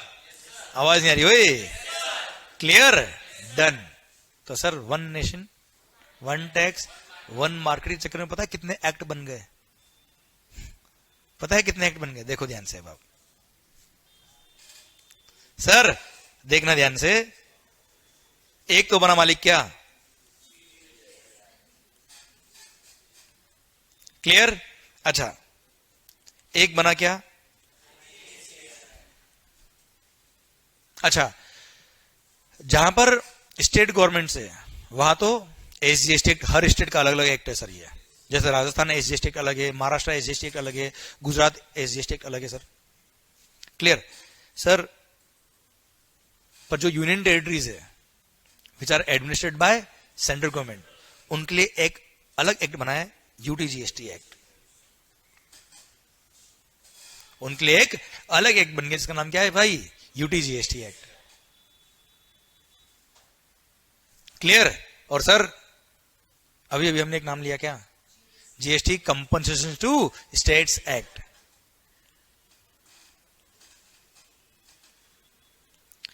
Compensation to states act. और सर देश में कितने स्टेट्स है? आवाज नहीं आ रही हुई सर? ठीक है मैं समझ गया। सर पॉइंट मेरा आपसे है 28 स्टेट्स, 28 तो स्टेट्स। पर सर अगर आपको आइडिया हो, दिल्ली, यस दिल्ली आम आदमी पार्टी सर, हाँ है ना, आपने देखा होगा दिल्ली के अंदर अपना खुद का स्टेट लेजिस्लेचर है sir. Delhi is a union territory पर इसका खुद का अपना स्टेट लेजिस्लेचर है। क्लियर? पुडुचेरी जिसको पौंडीचेरी बोलते हैं, हाँ है ना। And third is Jammu and Kashmir जो हमारा था, हमारा है और हमारा रहेगा। सर ये तीन पता पड़ा सर, अभी हम सब चालू हो गए। सर तो तीन स्टेट, तीन यूनियन टेरिटरीज, दिल्ली, पुडुचेरी और जम्मू एंड कश्मीर, ये तीनों क्या है, यूनियन टेरिटरीज है पर इनका खुद का स्टेट लेजिस्लेचर है सर। इसलिए इन तीनों का भी एसजीएसटी एक्ट अपने आप में अलग है सर। तो 28 तो स्टेट्स थे ही, क्लियर, प्लस 3 यूनियन टेरिटरीज का स्टेट एक्ट है सर। टोटल कितने हो गए मालिक? 31। तो इतने बन गए क्या, एसजीएसटी एक्ट्स। क्लियर? टोटल कितने हो गए सर? 35 एक्ट्स बन गए। क्लियर? तो सर जीएसटी को इंट्रोड्यूस करने के लिए 35 एक्ट पास करने पड़े। पर आप चिंता ना करें सर, आपने अगर सीजीएसटी एक्ट पढ़ लिया मतलब समझ लो आप 31 एसजीएसटी एक्ट भी आपको आते हैं। क्लियर? आईजीएसटी हमको पढ़ना पड़ेगा। क्लियर? यूटीजीएसटी पढ़ने की जरूरत नहीं है आपको, एंड जीएसटी कंपनसेशन सेस ये पढ़ने की जरूरत आपको नहीं है। वैसे आपके सिलेबस के अंदर ये 2 एक्ट ही आते हैं। ओके और हाँ, as far as this act is concern, ये सिलेबस में नहीं आता पर जस्ट बता देता हूं आपको कि सर गवर्नमेंट ने क्या किया, 2015-16 फाइनेंशियल ईयर जो था उसकी हर स्टेट की वेट रेवेन्यू कैलकुलेट करी कि हर स्टेट वाइज वेट रेवेन्यू कितना था, उसको बेस ईयर रख दिया सर, उसको बेस ईयर रख दिया और बोल दिया कि अगले 5 साल तक, नेक्स्ट 5 इयर्स तक हम आपका जो वेट का रेवेन्यू था 16-17 में उससे कंपेयर करेंगे आपकी एसजीएसटी की रेवेन्यू कितनी थी। अगर आपको लॉस हो रहा होगा तो हम वहां से उस फंड में जो टोबैको वाले लोग गया था सर, वहां से जो फंड आएगा वो हम क्या करेंगे, आपको उतना अमाउंट कंपनसेट करेंगे सर। क्लियर? समझा मेरी बात बच्चों? क्लियर? 5 साल तक। तो स्टेट गवर्नमेंट बोला कि सर 2016-17 की रेवेन्यू को अगर आप कंपेयर करोगे नेक्स्ट 5 इयर्स तक, महंगाई आपकी बढ़ती है, हमारी नहीं बढ़ती है क्या? आपकी रेवेन्यू बढ़ती है, हमारी नहीं बढ़ेगी क्या सर? तो एक इंक्रीमेंटल फैक्टर तो होना चाहिए ना सर यार। तो एक 14% का इंक्रीमेंटल फैक्टर का सर, कितने परसेंट का? तो ईच ईयर 14% ऐड करेंगे। क्लियर? वो रेवेन्यू को कंपेयर करेंगे किसे? एचडीसी की रेवेन्यू से। फिर नेक्स्ट ईयर अगेन सर उससे 14% ऐड करेंगे एंड अगेन कंपेयर करेंगे एचडीसी से। डिफरेंस अगर होगा, लॉस अगर, अच्छा प्रॉफिट होगा कुछ नहीं करेंगे, लॉस होगा तो वहां से कंपनसेट कर देंगे। क्लियर? ये लगभग पूरा एक्ट आपको पढ़ा दिया मैंने, इतना ही एक्ट है बस ये, समझे मेरी बात? फिर इसमें लिख दिया कि बाकी सारे सेक्शंस, बाकी सारे प्रोविजंस जो इस सीजीएसटी एक्ट में लिखे वो सब सेम है सर। इसमें यूटीजीएसटी एक्ट पूरा सेम है, केवल इसमें लेवी का सेक्शन दे रखा है, बोला यूनियन टेरिटरी के अंदर जो भी आप सेल परचेज करोगे उस पर यूटीजीएसटी एक्ट लगेगा विद इन द स्टेट और with in the union territory, और गवर्न करता है कौन? Central government. बाकी सारे सेक्शन सेम है जो सीजीएसटी एक्ट में लिखे सर। क्लियर? समझे मेरी बात? और एसजीएसटी एक्ट तो एब्सोल्युटली कॉपी पेस्ट है, बस फर्क क्या है, जहां पे भी गवर्नमेंट वर्ड यूज हुआ है, सीजीएसटी एक्ट में गवर्नमेंट का मीनिंग क्या है?